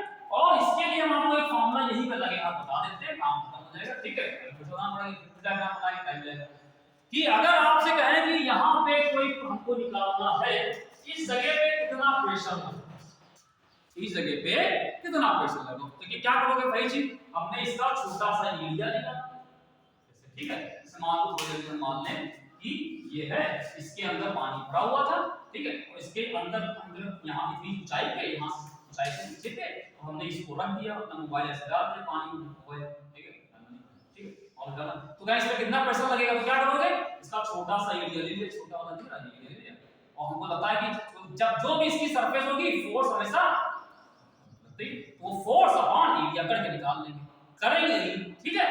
लेकिन उसका जो फार्मूला आएगा वो हम बता देते हैं, वो हम आपको फार्मूला बता देते हैं, क्या फार्मूला है। देखो इसमें होता क्या है, दो चीजें ये हैं कि अगर आपसे कहें ये सरफेस इसका खुला है, जो हमारा सिलेंडर था ये ओपन है, जब ओपन होगा तो यहां पे कुछ प्रेशर लगेगा, यहां प्रेशर लगेगा, हैं, ठीक है। कौन लगाएगा? एयर, हवा लगाएगी, तो हवा में रखा खुले में तो वहां का जो भी प्रेशर बन रहा वो लगेगा, ठीक है। तो यहाँ पे जो प्रेशर लगेगा हवा का प्रेशर होगा, जिसको हम P0 कहते हैं, P0 कह सकते हैं, जिसको कहते हैं एटमॉस्फेयर का प्रेशर, एटमॉस्फेरिक प्रेशर। लेकिन ये सी लेवल के बराबर हो भी सकता, नहीं हो सकता, वो हमें नहीं पता। अब यहाँ कहा कुछ भी है, लेकिन यहाँ पे क्योंकि यहाँ पे हवा ही खाली है और कुछ नहीं है, तो उसका प्रेशर लगे, फ्री रखा हुआ ना कि सरफेस ओपन है। अगर मान लो इसको बंद कर दे, ढक्कन बंद कर दे, तब इसके ऊपर क्या होगा, जैसे पानी है, आपने पानी लिया, इसके अंदर यहाँ तक भरा, यहाँ तक भरा, और ऊपर इतना कुछ नहीं, तो जब ये खुला होगा तो ऊपर यहाँ पे कितना प्रेशर, एटमॉस्फेयर लगेगा। लेकिन इसको बंद कर दोगे तब कौन लगाएगा, तो एटमॉस्फेयर नहीं है, तब इसके ऊपर की जो यहाँ पे एयर होगी वो लगाएगी, वो एयर अलग हो सकती है, तो इसके ऊपर जो भी चीज होगी उसका, ठीक है। अगर ये ओपन टू एयर ऐसे रखा हुआ है तो एटमॉस्फेयर का प्रेशर लग रहा है, अगर इसको आपने ऐसे बंद कर दिया तो इसके ऊपर जो भी चीज है, मान लो इसके ऊपर कोई दूसरा और लिक्विड भर दो, ये पानी था, पानी पर कोई दूसरा लिक्विड भर दो, उसका प्रेशर लग रहा है, ठीक है। अभी इस पे सवाल करेंगे, ठीक है। तो ये तो यहाँ पे जो भी चीज है इसका जो प्रेशर लग रहा है P0, यहाँ पे क्या हो जाएगा, इसको हम लोग कहेंगे एटमॉस्फेरिक प्रेशर, ठीक है। और इसकी जो लिक्विड की सरफेस थी उस सरफेस से हम नीचे की तरफ h हाइट तक यहाँ मतलब इस पे निकालना चाह रहे हैं कितना प्रेशर, ठीक है। और यहाँ पे जो लिक्विड इसके अंदर भरा गया है पानी या कोई लिक्विड पानी हो या कुछ और ऑयल हो, ठीक है, या कुछ खाने पीने की चीज हो, रसना बना के रखा हुआ सब होता है याद वो अवजार रखा हुआ कोई भी रखा हुआ है उसमें पानी आ गया, ठीक है। तो ऐसी कोई चीज यहाँ पे अगर रखी होगी तो मान लो वो है तो उसकी डेंसिटी हम वो ले लेते हैं। तो जो यहाँ पे प्रेशर होगा जो P कहते हैं उसका फॉर्मूला होता है P बराबर इसका प्रेशर प्लस इतने का प्रेशर, ये इसके ऊपर इतना लिक्विड है इस ऊंचाई का लिक्विड, इतने ऊंचाई का जितना भी लिक्विड होगा उसका प्रेशर। तो क्या इतने ऊंचाई में जितना भी लिक्विड यहाँ पे आएगा उसका वेट निकालो, भार उसका क्या निकालोगे, भार भाई मतलब W, ठीक है। और इस पूरे एरिया से डिवाइड कर देना W पाने, वही उसका प्रेशर आ जाएगा, उसका प्रेशर ये आ जाएगा। और ये ऊपर से हवा लग रही थी तो P0 इसका हो जाएगा प्लस इस वाले का, और इसका फार्मूला निकालते हुए आता है H rho G, ये फार्मूला H rho G, ये किसका है, ये इतने का प्रेशर। H क्या है, इस लिक्विड की हाइट जो भी लिक्विड है, रो इसकी डेंसिटी, डेंसिटी मतलब घनत्व इसका, और G addition due to gravity, ठीक है। तो ये फार्मूला होता है, ठीक है, ये आपको याद करना पड़ेगा। किसी भी लिक्विड की सरफेस से अगर H हाइट नीचे जाएंगे तो वहां पे कितना प्रेशर लगेगा, और प्रेशर वही चीज है कि इस पे जो फोर्स लग रहा होगा वो परपेंडिकुलर लग रहा होगा, वो फोर्स अपॉन एरिया, वही फोर्स अपॉन एरिया ले निकलता है, बल अपॉन क्षेत्र, ठीक है, भार अपॉन क्षेत्र, ठीक है। ये फॉर्मूला है। अब देखो P नॉट क्या था, एटमॉस्फेरिक प्रेशर, और जो P लिखा हुआ है इसको हम लोग कहते हैं एब्सोल्यूट प्रेशर, एब्सोल्यूट प्रेशर या इसको कहते हैं टोटल प्रेशर, ये पूरा जो टोटल प्रेशर, एब्सोल्यूट या टोटल। और P नॉट एटमॉस्फेरिक प्रेशर यहां पे लगना भाई, यहां तो एटमॉस्फेयर है नहीं, एटमॉस्फेयर नहीं भी होगा तो हवा का दबाव प्लस इसका दबाव दोनों मिल गए होंगे। और यहां पे जो H rho G यहां पे लिखा हुआ है ये क्या था, हमने क्या किया, एटमॉस्फेरिक प्रेशर में H rho G को ऐड किया तो ये मिला, एटमॉस्फेरिक प्रेशर में H rho G को ऐड किया तो ये मिला, ठीक है। तो जो यहां पे H rho G है ये इसमें मतलब इसमें इसको ऐड किया गया, मतलब क्या हुआ कि यहां का प्रेशर और यहां का प्रेशर ये वाला इससे ज्यादा है, इस वाले में ये ऐड किया गया, इसलिए इसको कहते हैं, इसको अलग से नाम देते हैं एक्सेस प्रेशर। ये भी हम लोग कहते हैं एक्सेस मतलब ज्यादा, एक्सेस बढ़ा हुआ, और इसी को अलग से नाम दिया जाता है गाउस प्रेशर। ये हमने खुद ही बताया, एक फार्मूला बताया था बल्ब में, गाउस प्रेशर। गाउस प्रेशर क्या होता है, ये बढ़े हुए दबाव को बताता है, GAUG, ये बढ़े हुए दबाव को बताता है गाउस प्रेशर, ठीक है। ये मामला आप रट्टा लगा लो इसी तरीके से, तीन चीजें इसके अंदर, P = P not plus H rho G। H rho G जो लिक्विड है, फ्लूइड है, जो भी है, उसके इतने हाइट का प्रेशर, और यहां से इतनी ऊंचाई नीचे तक जाएंगे तो जहां पे प्रेशर, इसका प्रेशर में इतना प्रेशर ऐड हो जाएगा, जो बढ़ा हुआ प्रेशर है एक्सेस प्रेशर, उसी को गाउस प्रेशर, बढ़ा हुआ। तो गाउस प्रेशर क्या है, एक्सेस प्रेशर, क्लियर, ठीक है। हम लड़ गए, याद हो गया, H rho G, H height और ये रो डेंसिटी, G जानते हैं आप, ठीक है। ये अब इस पे हम एक सवाल आपको देख रहे हैं कि कितना आपको समझ में आया, वो भी देखते हैं इसमें, फिर भी एक दो चीजें और क्लियर करते हैं।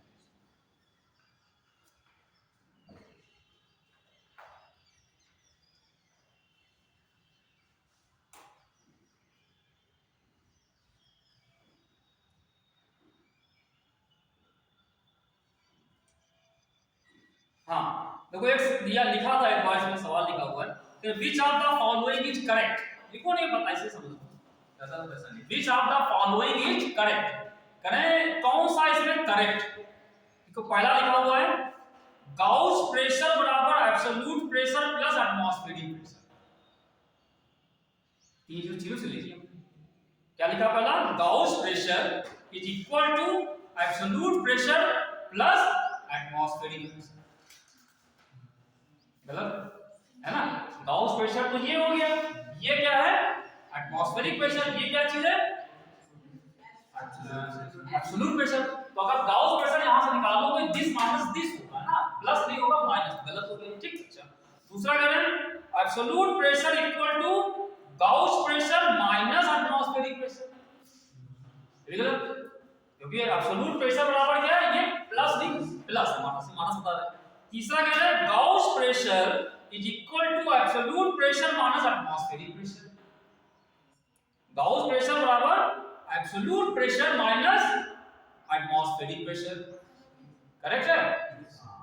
तो गाउस प्रेशर यहां से निकालो, ये बराबर एब्सोल्यूट प्रेशर माइनस ऐसे ठीक। चौथा पॉइंट होती है लिखते बता एब्सोल्यूट प्रेशर बराबर atmospheric pressure minus Gauss pressure, यहां माइनस लगा गलत ठीक हो गया क्वेश्चन।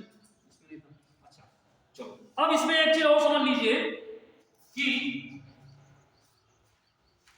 यहां पे एक बहुत ही इंपॉर्टेंट चीज ध्यान देने वाली है कि ये जो फार्मूला निकाला गया है, ये फार्मूला अगर आपसे कहें कि ये सरफेस था यहां पे रखा हुआ था, इतनी ही हाइट पे अगर हम ये जो मतलब इसके अंदर छोटा सा एक अलग से कंटेनर एक कंटेनर और रखा हुआ है, हमने कहा कि एक ऊंचाई पे प्रेशर निकालो और ये पॉइंट चाहे यहां पे हो चाहे यहां पे चाहे यहां कहीं पर भी निकालोगे, इस फार्मूले में क्या खाली एच ही तो होगा, रो तो इसकी डेंसिटी है, लिक्विड की डेंसिटी हर जगह एक ही होगी, जी भी हर जगह एक होगा, लगभग छोटे एरिया लगभग एक ही होगा ठीक है।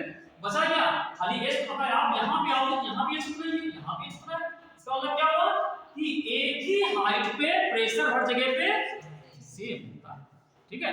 अगर आपसे कहें कि हम जब यहां से हवा में यहां पे खड़े हैं सेम हाइट पे हैं यहां पे, तो चाहे सेम हाइट पे यहां पे हो चाहे यहां पे चाहे यहां पे चाहे यहां पे प्रेशर इज ठीक। हम हाइट को चेंज करेंगे घटाएं तब प्रेशर, मतलब ये कह सकते हो सेम लेवल पे कोई चीज हो तो pressure will be same level ठीक है। अभी हम इसको सवाल में डिस्कस करते हैं, समझते हैं क्या इसका सेम लेवल पे प्रेशर सेम होना चाहिए। एक तो ये पॉइंट क्लियर होना चाहिए, शायद पॉइंट ही नहीं इसमें क्या इंपॉर्टेंट पॉइंट है कि pressure at the same level pressure is uniform, at the same level pressure is uniform, same level में प्रेशर यूनिफॉर्म होना, सेम लेवल होना चाहिए ठीक है, जब सेम लेवल इज सेम ठीक। अच्छा अब एक चीज और इस फार्मूले में क्या करना, अगर आपको यहां पे प्रेशर निकालना है तो P नॉट में H rho g ऐड किया जाएगा। यहां पे H जो होता है ये ध्यान रखो H क्या है, H हाइट तो है लेकिन ये वर्टिकल हाइट होती है, वर्टिकल ठीक। जैसे अभी एक सवाल है तो उससे क्लियर हो जाएगा क्या है।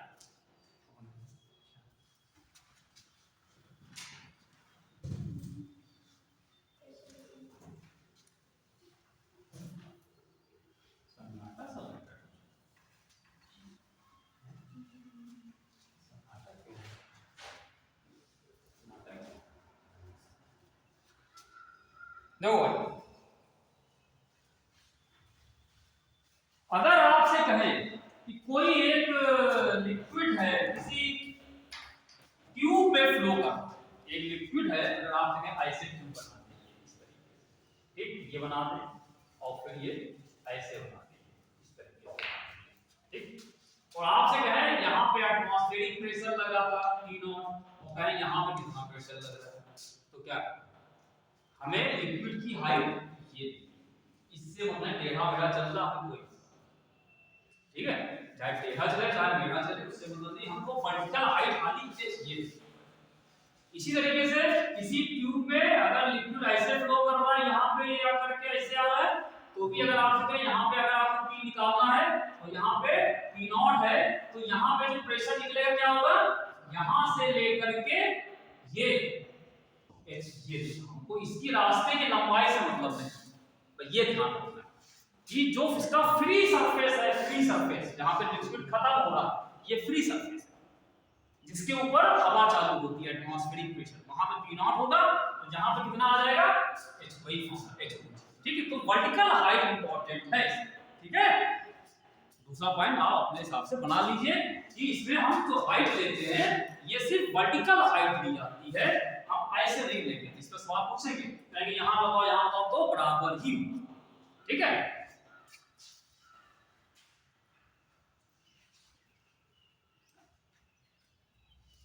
एक सवाल है, एक सवाल इसी से मिलता जुलता हम एक सवाल आपको दे रहे हैं।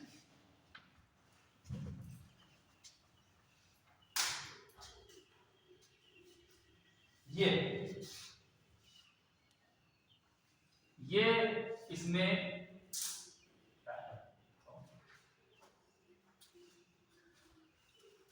ये एक पाइप है, इसमें कोई लिक्विड भरा हुआ है, ठीक है, इसके अंदर कोई लिक्विड फ्लो कर रहा है, ठीक। यहाँ पे P नॉट है, यहाँ पे P नॉट है, और ये जो है 30 डिग्री पे रखा हुआ है, 30 डिग्री पे रखा हुआ है, ठीक है। तो ये कह रहे हैं कि यहाँ पे जो प्रेशर होगा कितना होगा, यहाँ पे प्रेशर कितना होगा ये बता रहे हैं, ठीक है। ये 30 डिग्री पे है, तो ऑप्शन देखो पूछ रहा है इसमें, बताओ कौन सा सही है।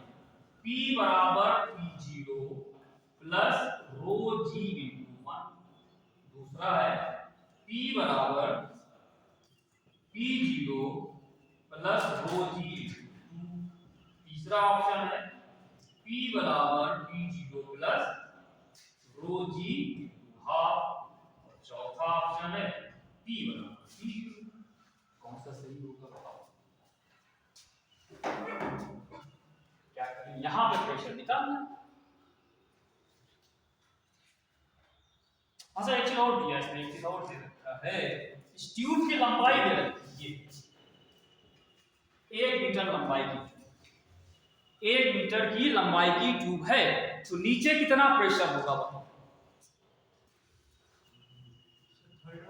हाँ थर्ड वाला ऑप्शन होगा, पूछ रहा हो बता रहा हूं, सही बता रहा, ठीक है। हाँ और कोई बताया, सही बताया इन्होंने, सही बताया,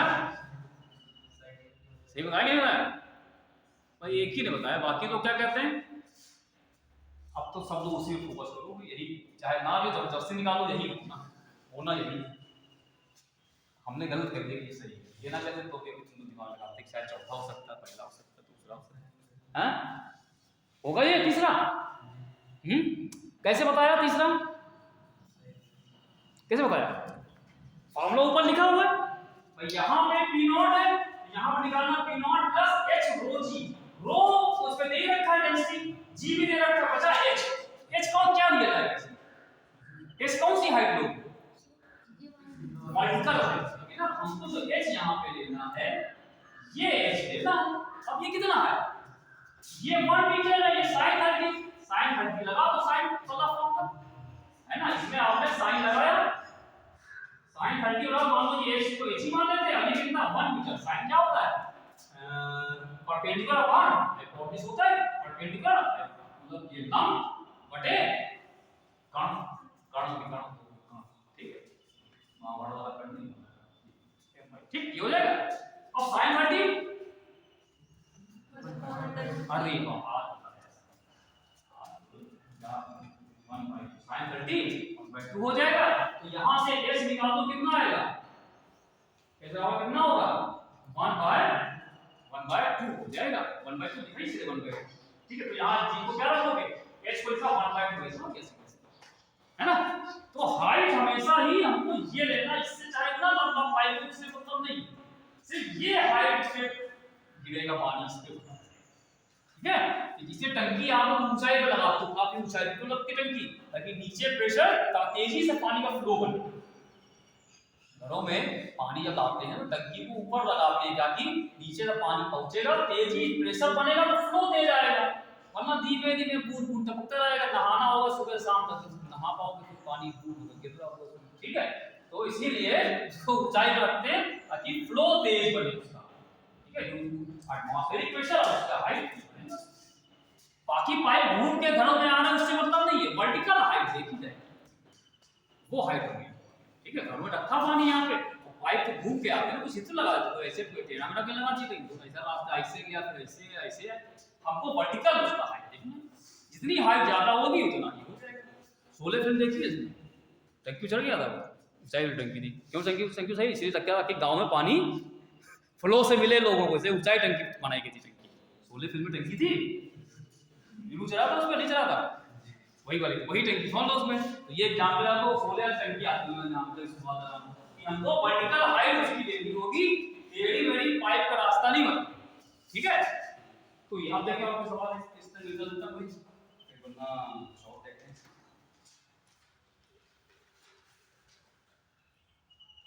एस को बढ़ाएंगे हाइट तो प्रेशर क्या होगा, बढ़ेगा। एस को बढ़ाने पे प्रेशर बढ़ेगा कि घटेगा?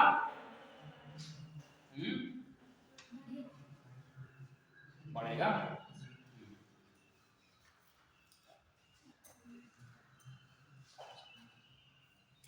एक सिंपल सा सवाल है, बहुत आसान, अगर आपको फॉर्मूला क्लियर है तो आप इसको लगा सकते हैं।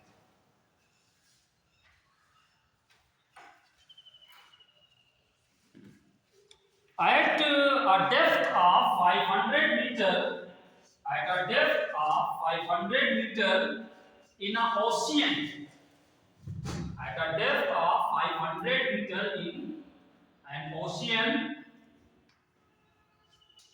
तुम लोग कितने बजा गए थे आज? नहीं पता नहीं था किस क्लास में। टाइमिंग नहीं बताया तो ये वाला तो जीआईसी में से होता है। बताना बोल रही तो ठीक है, आप बिल्कुल बन बस वही तुम खेले ये तो पहली बार ना बेचारे आप फंस गए, और तुमने एक हो गए, सजा तो मिलेगी ना, वहाँ से कहीं लोग सजा मिलेगी, तुम तो ये लोग ना दे तो आ जाते हैं, सजा इनको देनी थी, वहाँ से कहीं ये लोग सच सारे सर तो उन्हें मिली भी कहाँ है, वो वापस चले गए थे 10 तो हम लोग यहाँ रहते ये चले गए। हम आधा घंटा बैठे थे, जब पीछे रह गए हम लोग बात चले गए। Smart eight a depth of, अच्छा उस दिन हमारी क्लास कब में पता चल गया था, वो तो हमारी तो लास्ट वाली तो पढ़ाई किया वो चले गए वो। At a depth of 500 metre in an ocean, comma लगा, what is the absolute pressure,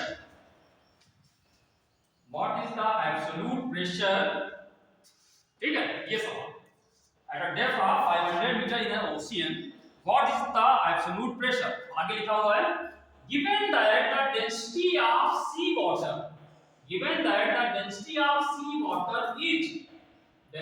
sea water is 1.03 into 10 to the power 3 kg metre minus, ठीक है, और g की वैल्यू दे रखा है 10 मीटर सेकेंड, ठीक है ये सवाल है। ऑप्शन को क्या कहते हैं, ऑप्शन पहला 40 एटीएम, यहाँ एटीएम वाला है रुपया पैसे वाला काम, एटीएम 52 एटीएम, और तीसरा है 32 एटीएम, और है 62 एटीएम, ये सवाल है।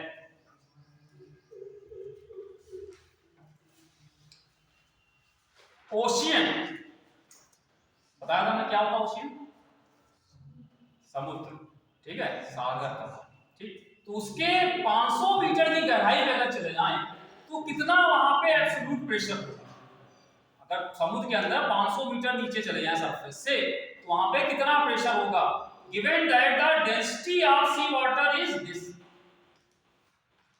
वाटर जो समुद्र का पानी है कहना उसकी डेंसिटी आप इतनी ले लो 1.03 10³ मीटर, ठीक है, केजी पर मीटर, समुद्र के पानी की डेंसिटी आपको ये ले लो, ठीक है, ये यहाँ पे समुद्र है, ठीक, ये समुद्र है, ठीक, और उससे आप नीचे इसकी सरफेस से 500 मीटर आ जाइए यहाँ पे, ठीक है, तो यहाँ पे कितना एब्सोल्यूट प्रेशर होगा, क्या करें बताओ कि ना करें, जो करो होगा क्या होगा,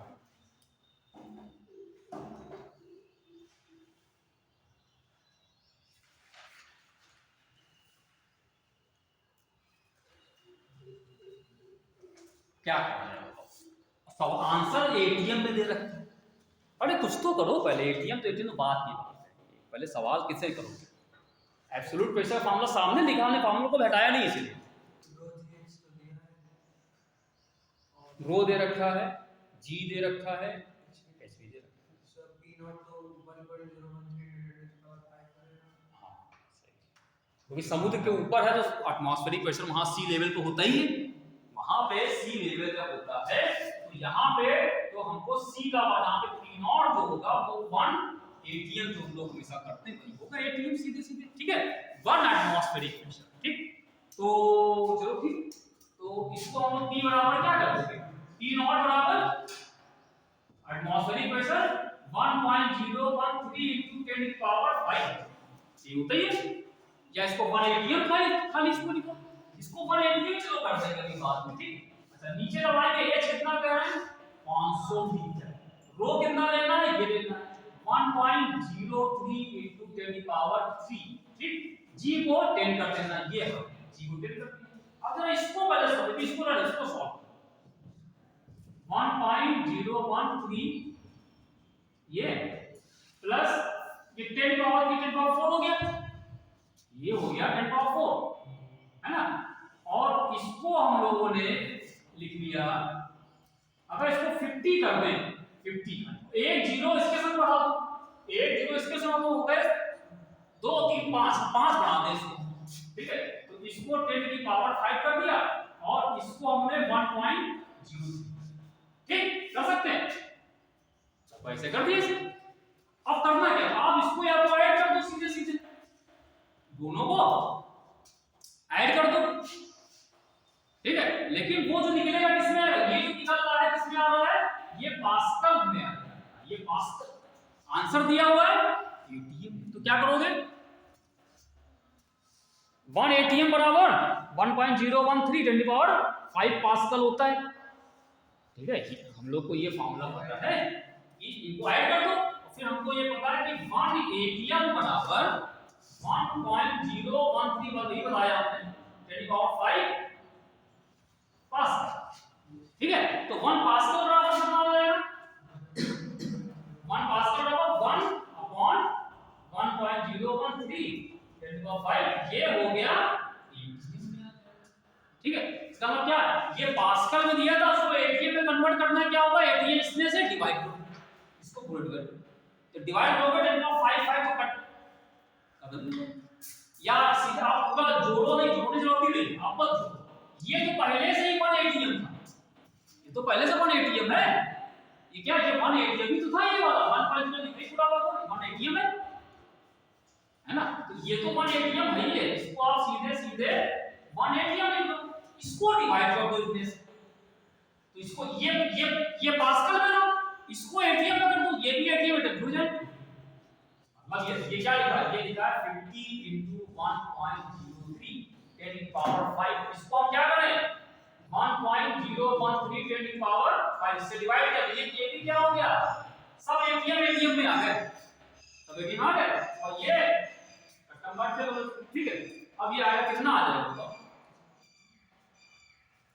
इसको इससे डिवाइड करो, लगभग एक ही तो है 1.03 है, ये 1.01 है, अप्रोक्सीमेट कितना आएगा 1 ही लगभग आ जाएगा, लगभग 1 ही आएगा, बचा क्या 50 बचेगा, है ना, 50 में 1 ऐड करोगे 51 एटीएम आएगा, अब 51 इसमें कहीं दिया नहीं, 52 तो 52 होना चाहिए, क्योंकि हमने इसको अप्रोक्सीमेट सॉल्व किया ना, हमने अप्रोक्स लेके किया इसको, तो ये 52 यानी यही इसके नियर अबाउट है, तो 52 हो जाएगा, बस कम समय में कर देंगे, वरना आप चाहो इसको डिवाइड कर दो, एक एक पॉइंट लेके पॉइंट बढ़ा दो, समय लगेगा, लेकिन आप अप्रोक्सीमेट करना है तो आप सीधे इसको 5 मिनट हटा दिया, तो ये लगभग एक ही जैसे आ रहा है, लगभग 1 मिनट कम से बचा 50 और 10 है ना, देखिए यही कोई और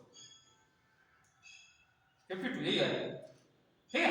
तो आप जैसे चाहे कर लें, प्रैक्टिस इसी करते हैं, देखो ये 1 एटीएम ऑलरेडी था, हम इसको 1 इसकी जगह पे 1 एटीएम लिखा, जो पहले लिखा हटा के वापस हम 1 एटीएम बस, ये प्लस ये, इसको हमने एटीएम में कर दिया, ये पास्कल में था, इसको एटीएम में कन्वर्ट कर दिया, तो सब एटीएम में है ना, ठीक है। कोई कंफ्यूजन, प्रॉब्लम कोई आगे समझ,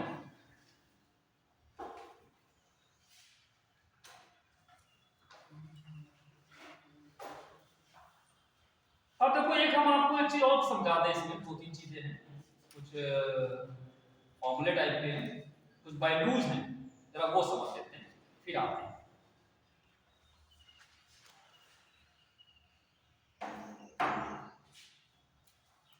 जो भी यूज किया जाएगा,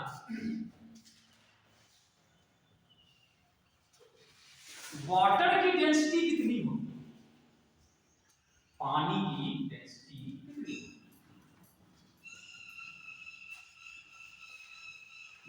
पानी का कितना होता है?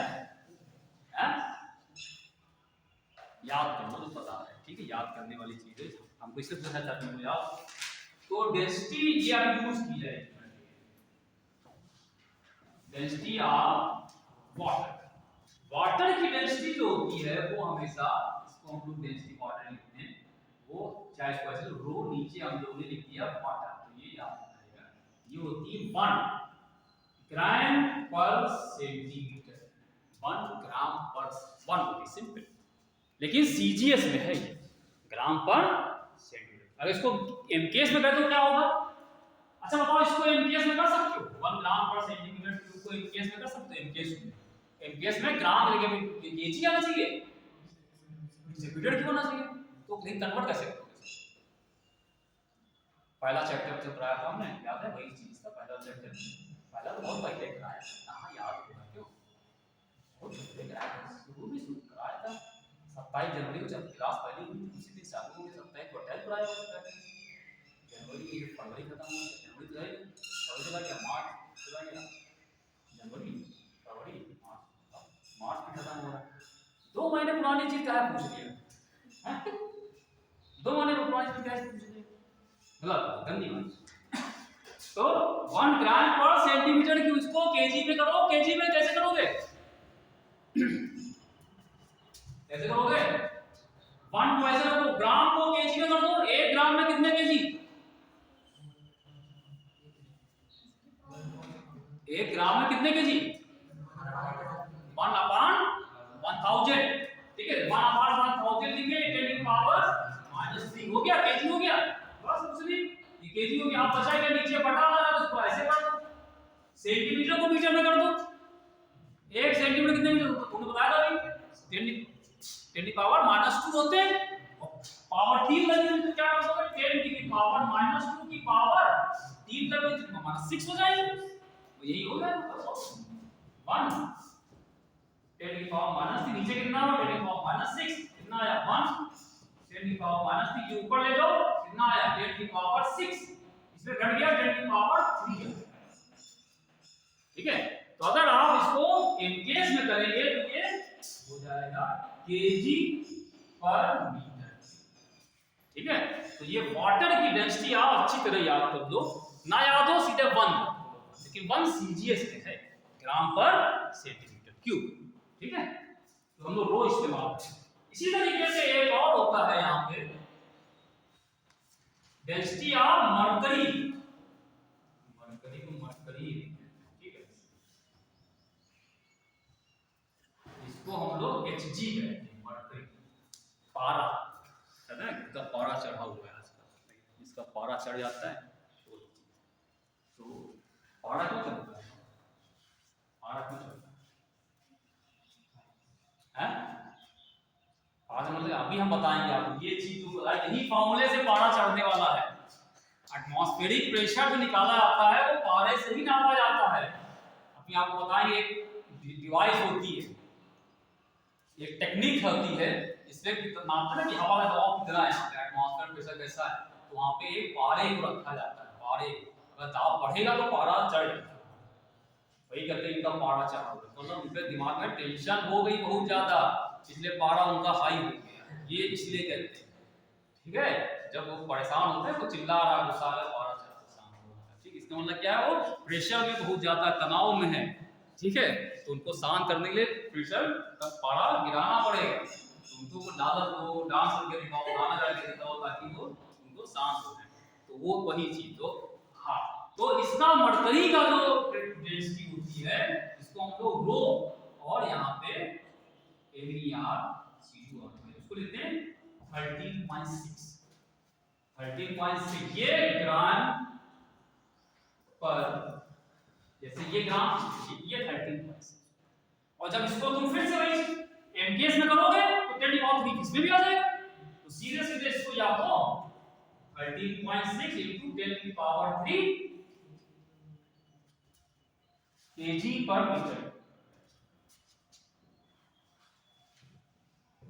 ठीक, ये तो ये दो आप याद कर लीजिए अच्छे तरीके से। पारे का डेंसिटी इतनी होती है और जो वाटर है वो इतनी। ठीक, ये हम लोग अच्छी तरीके से याद कर लेंगे। ठीक है भाई।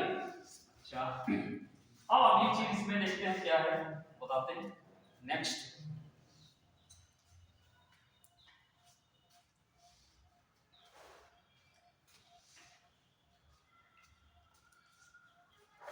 एक जहां पे अभी कहीं पे सवाल में आएगा तो बता देंगे। ठीक है, एक हम लोग डेंसिटी के साथ साथ रिलेटिव डेंसिटी का इस्तेमाल भी करते हैं। रिलेटिव डेंसिटी, इसको कहते हैं स्पेसिफिक ग्रेविटी कहा जाता है। रिलेटिव डेंसिटी या स्पेसिफिक ग्रेविटी का इस्तेमाल की जाएगी। ठीक, अच्छा एक चीज और है, ये जो डेंसिटी निकाली गई है ये 4 डिग्री सेंटीग्रेड पे निकाला गया। याद रखिएगा, ये 4 डिग्री सेंटीग्रेड जो वाटर की डेंसिटी है, this is as 4 degree Celsius, 4 degree Celsius में निकाला गया। टेम्परेचर भी है, तो टेम्परेचर चेंज करोगे तो जो पानी होता है उसकी डेंसिटी चेंज भी होती है, उसकी डेंसिटी बदलती रहती है। ठीक है, और 4 पे क्यों लेते हैं, 4 पे क्यों लेते हैं, क्योंकि 4 डिग्री जो सेल्सियस होता है यहाँ पे डेंसिटी इसकी मैक्सिमम है। इसके आगे टेम्परेचर बढ़ाओगे तो डेंसिटी कम होगी, उससे कम करोगे तो भी कम होगी। 4 से कम होगा तो भी कम होगी, 4 से ज्यादा होगा तो भी, खाली 4 पे सबसे ज्यादा होगी, इसलिए 4 पे ही कहता है। ठीक है, हाँ तो अब एक हम और इससे लिख लीजिए, फिर हम इसका एक सवाल आते हैं।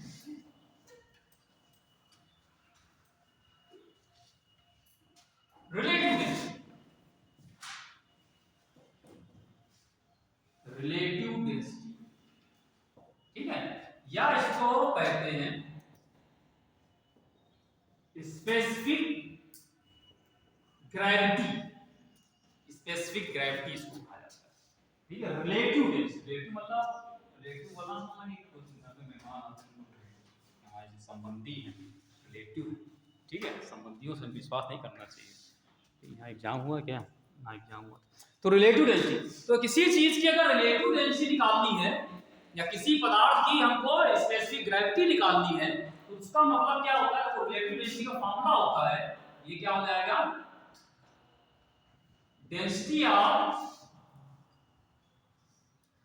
सब्सटेंस अपॉन डेंसिटी ऑफ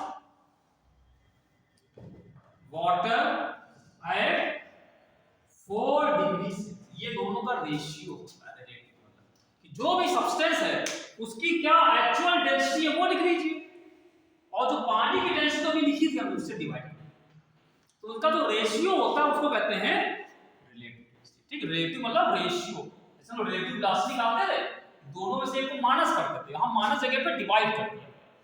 ठीक है, कि किसी भी चीज की अगर रिलेटिव डेंसिटी निकालनी होगी, जिसकी रिलेटिव डेंसिटी निकालनी है तो उसकी एक्चुअल डेंसिटी, इसको एब्सोल्यूट डेंसिटी कहते हैं, ये डेंसिटी निकाली और उसको क्या किया, पानी की जो डेंसिटी उससे डिवाइड। ठीक, तो जब भी रिलेटिव डेंसिटी बोलेंगे, यूनिट क्या होगा रिलेटिव डेंसिटी की,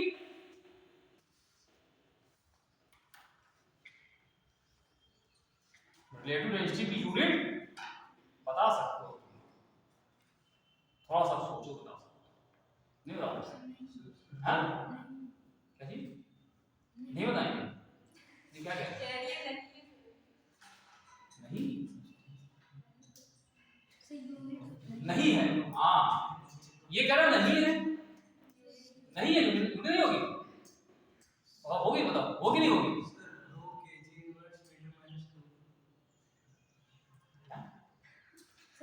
किसकी बता रहे हो, किसकी वजह से बता रहे हो, किसकी वजह से बता रहे हो, हाँ इसकी बता दी है, तो तुम क्या बता रहे हो, केजी इनवर्स इनवर्स कहाँ बता दी, अरे ये जो कह रहे गलत कह रहे सही कह रहे, सही कहा है उसने, अब जस्टिफाई करो बात को, क्यों सही कहा है, हाँ सही सही कहा है उसने, गलत क्यों ना करें, अब क्यों सही कहा ये तुम लोग इसको प्रूव करो, सही क्यों बताओ, डेंसिटी हमने कहा इसकी यूनिट नहीं होगी, नहीं होगी। फार्मूला सामने फार्मूला लिखा है, क्या फार्मूला है? Density of substance upon density of water. जब किसी सब्सटेंस की डेंसिटी लिखोगे उसकी यूनिट क्या होगी? केजी पर मीटर की तो होती है, और डेंसिटी तो यूनिट कितनी होती है? केजी पर मीटर की भी तो होती है। और नीचे पानी रखा उसकी भी केजी पर, दोनों केजी पर मीटर कैंसिल नहीं हो जाएंगे, तो सब दोनों एक ही चीज है भैया। ये भी डेंसिटी है तो डेंसिटी दोनों, डेंसिटी दोनों कट नहीं जाएंगे क्या? तुम लोग इतनी छरा सी चीज नहीं बता समझ पाओगे। इतनी पूरी कितने 12 लोग, 12 एक नहीं बताया। ये इसका कल्याण हो सकता है, ये बढ़िया इसका हो सकता है। हमसे फिर पहले दिन से हम कह रहे हैं, पहले दिन में डांटा था इसको, लेकिन उसके बाद समझ में आ गया कि तो बाकी सही है। तुम लोग का गड़बड़ है, तुम लोग जरा सिंपल फॉर्मूला लिखा, दोनों डेंसिटी लिखा ना, density of substance density of water है, तो डेंसिटी किसी की डेंसिटी हो यूनिट तो वही होगी केजी पर मीटर क्यूब। जब ऊपर एक सेम यूनिट है नीचे भी सेम यूनिट, तो कट्टम काट होगा नहीं होगा? फ्रेंड्स बचा यूनिटलेस। तो रिलेटिव डेंसिटी की कोई यूनिट नहीं होती है, स्पेसिफिक ग्रेविटी की कोई यूनिट नहीं। ठीक है, ये क्लियर? अच्छा, अब आते हैं इसमें, अगर मान लो हमारे पास कोई चीज ऐसी हो कि जैसे हमारे पास दो मिक्सचर हमारे पास हो, तो उसमें क्या होगा? अगर हमारे पास मिक्सचर हो उसमें तो क्या होगा?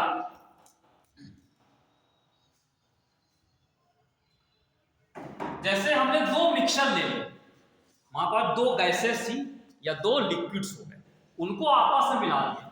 दो गैसेस हैं या दो लिक्विड्स, उनको हमने मिला दिया और दोनों की डेंसिटी अलग अलग थी, तो जो नया चीज बनेगा उसकी डेंसिटी क्या होगी वो निकालना। समझे? जैसे हमारे पास दो लिक्विड थे, हमने दूध में पानी मिला दिया, ठीक है? दूध में अगर पानी, दूध की डेंसिटी अलग होगी, पानी की अलग हो जाएगी। लेकिन जब दूध और पानी मिल जाएंगे तो घर में आपके आता है वो क्या है? दूध और पानी का मिक्सचर होता है, तो उसकी डेंसिटी क्या होगी? प्योर दूध की डेंसिटी से अलग होगी। तो उसकी डेंसिटी कितनी होगी? तो शुद्ध दूध जो होता है उसकी डेंसिटी अलग है और प्योर वाटर की डेंसिटी अलग है। वाटर की तो अभी देख लिया 1 होती, ठीक है? लेकिन जब जो मिक्सचर जो घर में आ रहा है दूध, ठीक है, उसकी डेंसिटी क्या होगी? एक्चुअल डेंसिटी वो निकालो जब मिक्सचर, ठीक है? क्या फार्मूला होगा तो देखते हैं। दो फार्मूला इसके बताते हैं आपको, फिर एक सवाल करके फिर आगे जैसा होगा वैसा। हाँ तो लोग बैठ सकते हैं, क्योंकि आप एक ही क्लास की ऐसा नहीं दिमाग हो जाता, आप दिमाग खा सकते हैं कि 1 घंटे वाला चल रहा है, ठीक है?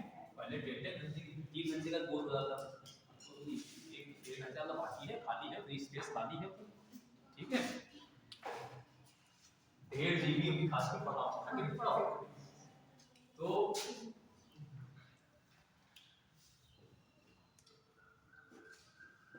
Density of mixture, density of mixture. मान लो हमारे पास दो लिक्विड्स हैं, ठीक है? और क्या माना हमने? टू लिक्विड्स, ठीक है? ऑफ मासेस m1 एंड तो m1 m2 मासेस के लिक्विड्स हैं, दो अलग, ठीक है? एक में दूध रखा है, एक में पानी रखा है, एक का मास m1 एक का मास m2, ठीक है? और उनके जो मासेस m1 m2 हैं और उनकी जो डेंसिटीज हैं, एक की ρ1 है, एक दोनों जब अलग अलग, ठीक है? एक यहाँ पे अलग रखा था, ये एक यहाँ पे रखा हुआ है, एक यहाँ रखा हुआ है। इस वाले का मास m1 है, डेंसिटी ρ1, इसका मास m2 है, इसकी डेंसिटी ρ2। और जब दोनों को आपस में हम लोगों ने मिला दिया तो नया जीव जो भी बना, ठीक है, कुछ जीव बन जाएगा। मेरे पता क्या बनेगा? जैसे आपने कुछ शरबत बना दिया, ठीक है, शरबत आजम बनाया, पानी में वो मिलाया, दोनों की डेंसिटी अलग अलग थी, तब मिलकर तैयार होगा जो आप लोग पियोगे, ठीक है? बढ़िया, जो आपको एक आनंद महसूस होगा, ठीक है, एक शांति महसूस होगी, ठंडक महसूस होगा, तो उसकी डेंसिटी क्या होगी वो हमें निकालना है, ठीक है? वो शरबत बनेगा, उसकी डेंसिटी क्या होगी। लेकिन हमें क्या दिया? पहले दो जो अलग अलग थे उनके मासेस और उनकी अलग अलग डेंसिटी, ठीक है? अभी अगला बताएंगे, जब दोनों की डेंसिटी दे रखी होगी, मास जगह पे वॉल्यूम दिया होगा, तब क्या होगा? दोनों का अलग फॉर्म, इस पे न्यूमेरिकल बनेगा। पहला क्या बता रहे हैं, दो अलग अलग लिक्विड्स हैं, दोनों की डेंसिटी दोनों में दे रखी होगी। पहले में क्या, दोनों के मासेस दे, दूसरे में क्या होगा, डेंसिटी दी होगी और दोनों के मास के लिए वॉल्यूम आ जाएगा। ठीक है, तो क्या करोगे, तो नया जो मिक्सचर बनेगा, ये जो मिक्सचर बनेगा उसकी डेंसिटी आपको निकालनी। ठीक है, तो मिक्सचर की डेंसिटी आपको अगर निकालनी होगी तो फॉर्मूला देखो, डेंसिटी क्या होता है, वही मास अपॉन वॉल्यूम, फॉर्मूला वही लगेगा। क्या हो जाएगा, दोनों को मिला दिया तो क्या ले लेंगे, total mass upon total volume. ठीक, अब ये बताओ टोटल मास कितना होगा दोनों मिला दो,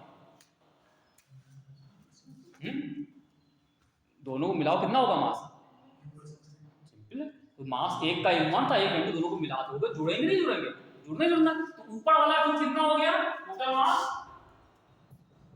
m1 ठीक है। अब नीचे का वॉल्यूम बताना रह गया, वॉल्यूम कैसे निकालना, वॉल्यूम तो पता नहीं, तो क्या करें, टोटल वॉल्यूम निकालना है। पहले वाले का वॉल्यूम दिया है, नहीं दिया, दूसरा का दिया है, नहीं दिया, क्या निकाल सकते हैं पहले का वॉल्यूम, निकाल सकते हैं, दूसरा निकाल सकते हैं, बस उससे निकाल दो। पहले का अगर वॉल्यूम नहीं दिया है तो कोई बात नहीं, आप निकाल दो, क्योंकि आपको पता है डेंसिटी बराबर अभी लिखा फॉर्मूला मास अपॉन वॉल्यूम। ठीक है, तो अगर इसका वॉल्यूम निकालेंगे तो V1 बराबर कितना आ जाएगा, m1 अपॉन ρ1 ही तो आएगा। पहले वाले का वॉल्यूम कितना आ जाएगा, m1 अपॉन ρ1, है ना। दूसरे का बस, दूसरे का m2 अपॉन ρ2। तो पहले का वॉल्यूम V1, दूसरे का V2, दोनों को जोड़ दिया तो वॉल्यूम भी ऐड हो जाते हैं। ठीक है, 10 लीटर का पानी में 10 लीटर का दूध मिला दो। ठीक है, तो लोग क्या करें, 10 लीटर पानी में और 5 लीटर दूध मिला देते, तो क्या हो, 15 लीटर का दूध तैयार हो जाता है। 15 लीटर, यही तो होता है, यही होता है। और कुछ लोग क्या करते हैं कि 10 लीटर के दूध में 2 लीटर पानी मिलाते हैं, तो कौन सा पीना चाहोगे आप, 2 लीटर वाला, कम से कम मिले, कम तो कम मिले ना, यही तो कहो, ज़्यादा हो ना। कुछ लोग पानी में दूध मिलाते हैं, कुछ दूध में पानी मिलाते हैं, तो वही मतलब। तो जो है, तो फिलहाल है दोनों का फिलहाल ऐड ही तो होगा, एक का जितना वॉल्यूम था दूसरा वॉल्यूम ऐड कर दोगे तो दोनों का वॉल्यूम बढ़ जाएगा। ठीक, तो उस हिसाब से देखो, पहले का वॉल्यूम कितना हो गया, दिखा V1 प्लस, ठीक, दोनों जुड़ जाएंगे वॉल्यूम, और फिर यहाँ पे m1 प्लस m2, V1 कितना निकाला अभी, m1 अपॉन ρ1, ये हो गया m1 अपॉन 1, इसका आ गया m2 अपॉन, तो ये फॉर्मूला है।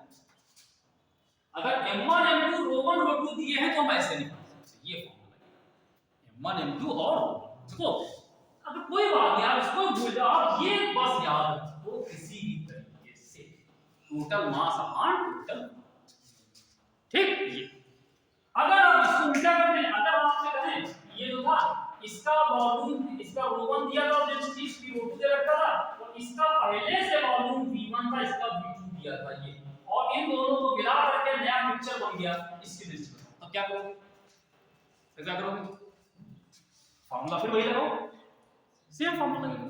क्या करेंगे, पहले ρ1 ρ2 वही है, m1 m2 लगे तो V1 V2 दे रखा है, तब क्या करें बताओ, अब क्या होगा डेंसिटी का फार्मूला, नया फार्मूला देखो। सेकंड चीज, total mass upon total volume, जो सामने लिखा हुआ है इसमें से क्या पता लग सकता है, सामने वॉल्यूम इसका V1 इसका V2 दोनों जुड़ गए, टोटल वॉल्यूम बताओगे, नीचे वाली बताओगे V1 प्लस, ये हमको इसमें m1 प्लस m2 बताओगे, इसमें m2 बताओगे। ठीक है, अब ऊपर का टोटल मास रहेगा निकालने, तो टोटल मास कैसे निकालें, हाँ, तो इसका मास निकालो अलग, इसका मास अलग, उसमें वॉल्यूम निकाला मास, तो मास का फॉर्मूला क्या होगा, डेंसिटी इनटू वॉल्यूम। ठीक है, इसका मास कितना आएगा पहले वाले का, m1 बराबर ρ1 V1, और इसका m2 बराबर, ठीक, तो इसका मास क्या हो गया, ρ1 V1 ρ2 ये फॉर्मूला, ठीक। तो इस तरीके से अगर दो मिक्सचर हो तो उनकी अगर डेंसिटी निकालनी है तो फार्मूला इससे टोटल मास अपॉन टोटल, ठीक। अब वो आप कैसे निकालो, ये आप पे डिपेंड करता है कि अगर इसमें पहले अगर दोनों के मासेस दे रखे थे तो मास के नीचे की चीज हमको ऊपर चीज पहले न्यूमरेटर में दिया था, इसको हम लोगों ने अलग अलग निकाल दिया, इस ये फॉर्मूले से निकाल दिया। इस वाले में क्या था, दोनों के वॉल्यूम दे रखे थे, हमने पहले क्या है दोनों का वॉल्यूम निकाला, मासेस दोनों के अलग अलग निकाल के ऐड कर दिए थे।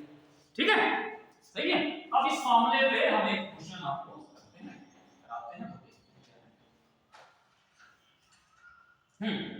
Current two liquids of densities 2 rho and rho, दो लिक्विड्स हैं, two liquids of densities 2 rho and rho, दो लिक्विड्स हैं जिनकी डेंसिटी एक की है 2 rho है, एक की है rho। rho मतलब उन्होंने रोना गाने वाला ना सुनना क्या रोने का रोने का।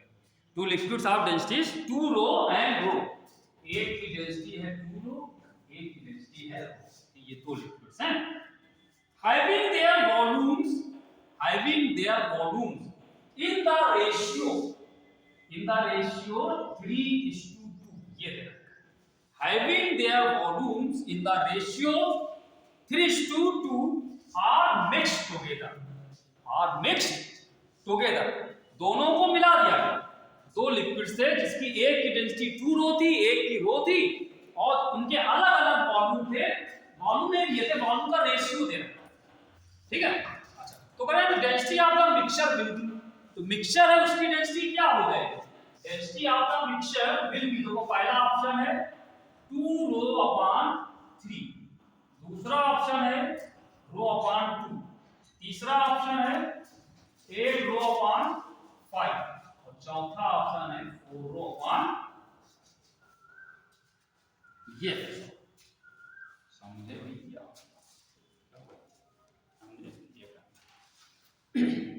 क्या दिया जाए, ये सामने वो लिखा हुआ कौन सा, किससे मिलता जुलता नजर आ रहा है, किससे मिलता जुलता नजर आ रहा है, दूसरा वाला है, दूसरा वाला है। देखिए यहाँ वॉल्यूम ना इनके रेशियो दे रखे हैं, इनके रेशियो दे रखे हैं, ठीक है, कुछ नहीं, कोई घबराने वाली बात नहीं। मान लो इसका वॉल्यूम है V1, इसका V2, तो ये क्या दे रखा है, ये V1 अपॉन V2 दे रखा है बस। ठीक है, तो तुम V1 V2 से ही कर लो, V1 V2 से कर लो, ठीक है।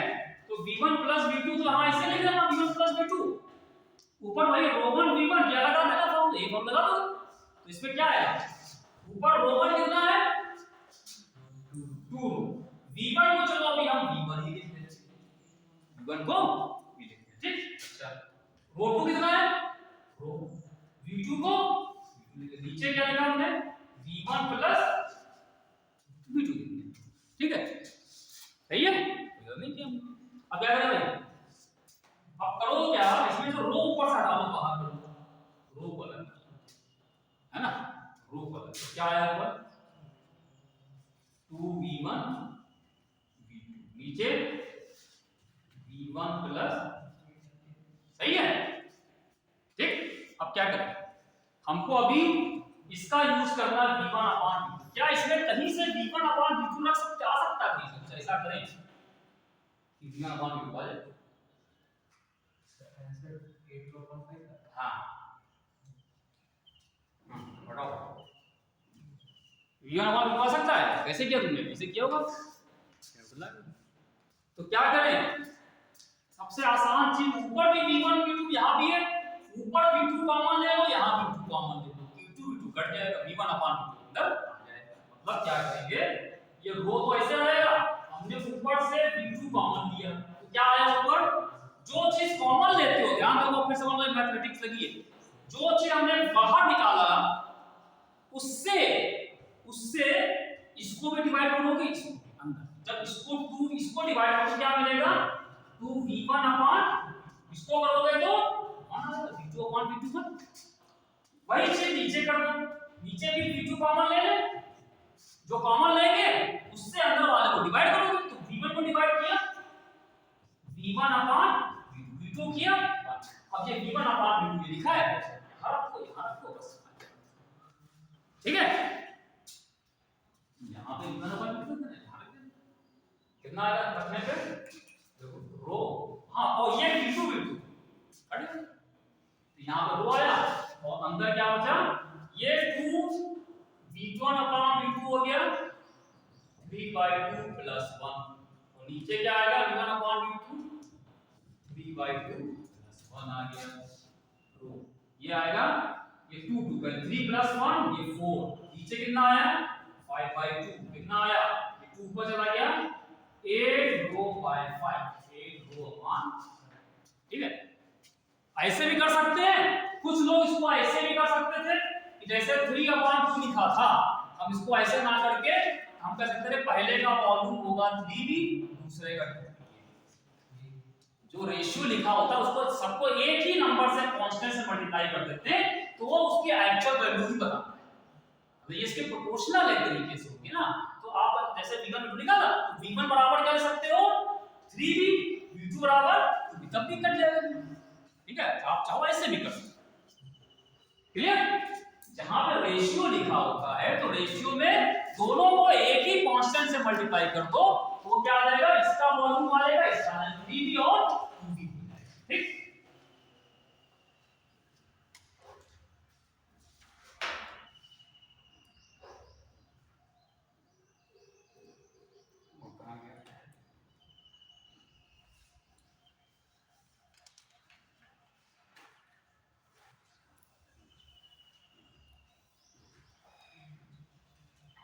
चलो एक सवाल और कर देते हैं, ठीक है, एक सवाल और करते हैं फिर देखते हैं, 2 सवाल और है। अभी तो खाली इनका दिमाग 1.5 GB खाली पड़ा हुआ है, एक क्लास में 1.5 घंटा बाकी था, 1.5 घंटा, ठीक है, तो 1.5 GB तो पूरा खाली है, तो उसमें तो जितना चाहे हम डाल सकते हैं उसके अंदर।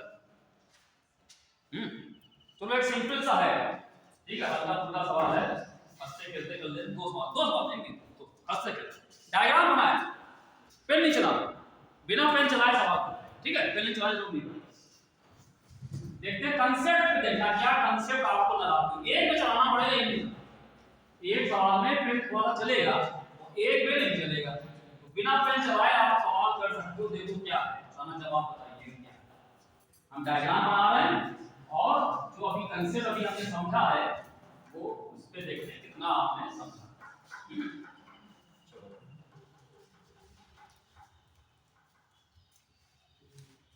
करेंट 3 वेसल्स, 3 बर्तन बने हुए हैं, 3 वेसल्स, एक देखो ऐसे बनाओ, ठीक, ये 3 vessels A, B and C, 3 vessels A, B and C of different shapes, contain water, diagram तो बनाओ, ये भी नहीं बनाओगे, हमने पेन चलाने मतलब सवाल लगाने के लिए पेन चलाने मना किया है, हम बोल रहे हैं तो लिख ही दे लो। 3 vessels A, B and C of different, मतलब इसमें आज्ञा गाली मतलब अपने मतलब की चीज में आज्ञा नहीं, मतलब मान लो, ठीक है, अभी कहेंगे सवाल है फॉर्मूला याद करो तब वो आज्ञा नहीं होना। 3 vessels A, B and C of different shapes contain a water up to the same height as shown in figure, तीन ये बना दीजिएगा पहले, तीन ये डब्बे बने, ठीक, अच्छा हाँ तो भी करनी पड़ेगा जब नहीं पहले लिखोगे। 3 vessels A, B and C of different shapes contain a water up to the same height as shown in figure, ठीक है। फिगर है PA, PB and PC।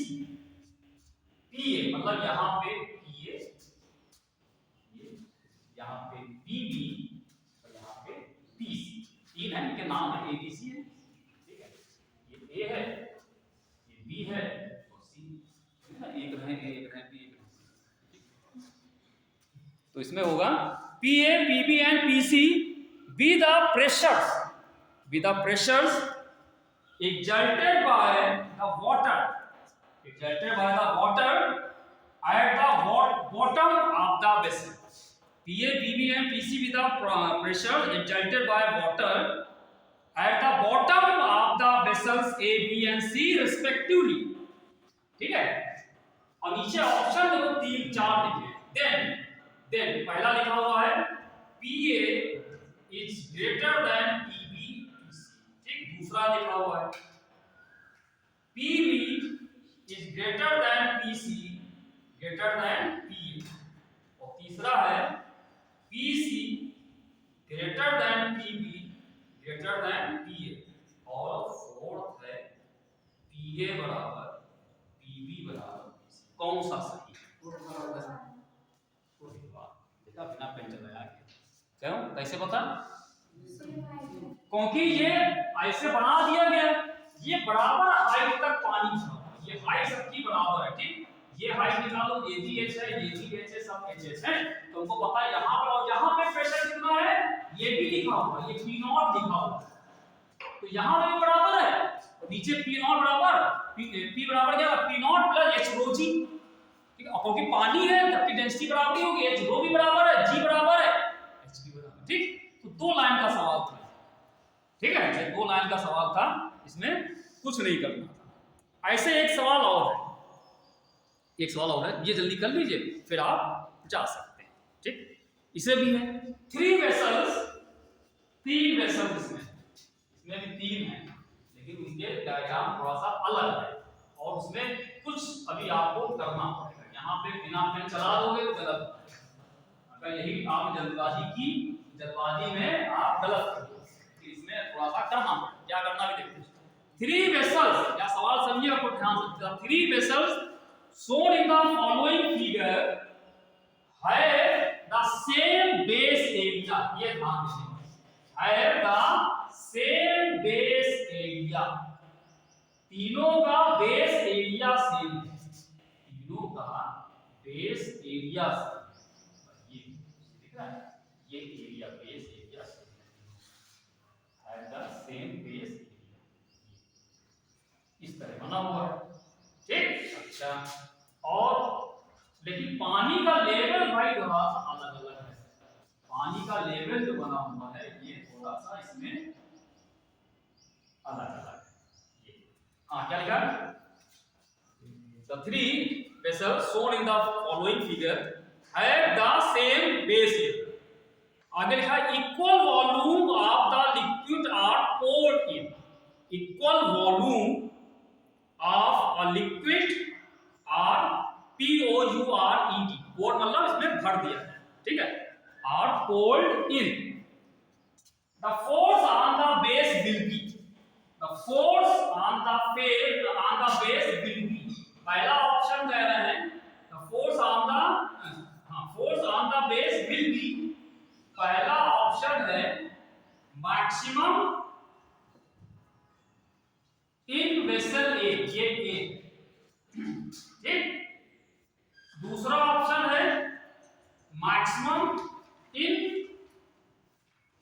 Vessel B, तीसरा ऑप्शन मैक्सिमम इन सी, और चौथा ऑप्शन है equal in all vessel. ये सवाल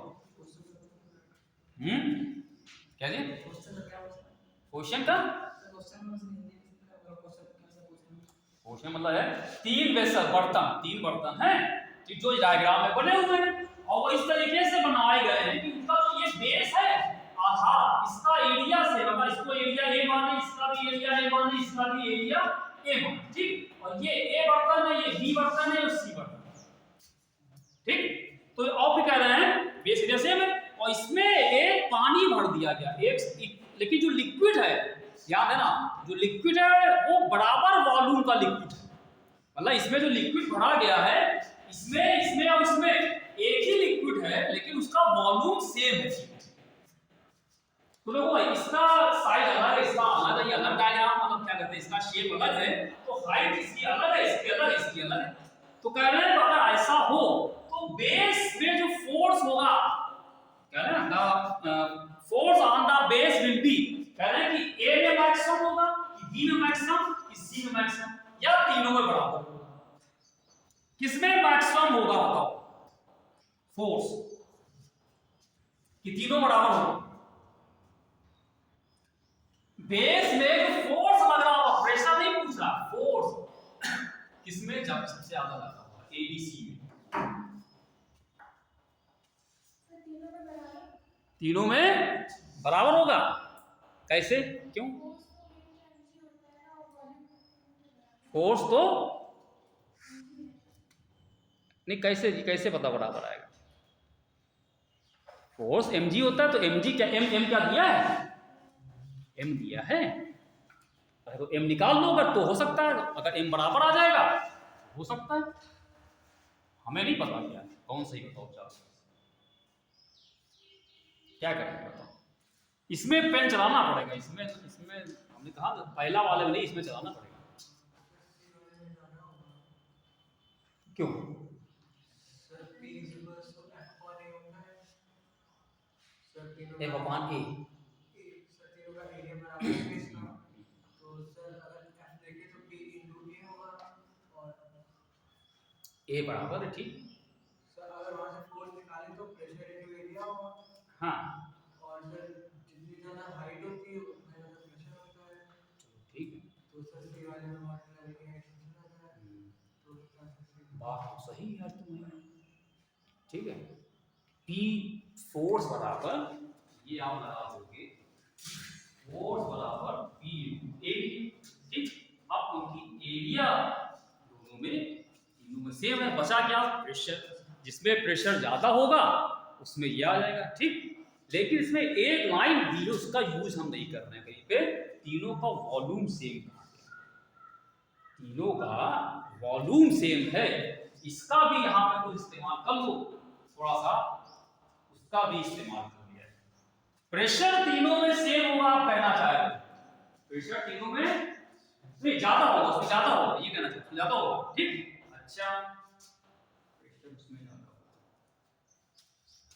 होगा, एरिया बराबर है, क्रॉस सेक्शन का एरिया बराबर है, बचा प्रेशर, प्रेशर हाइट।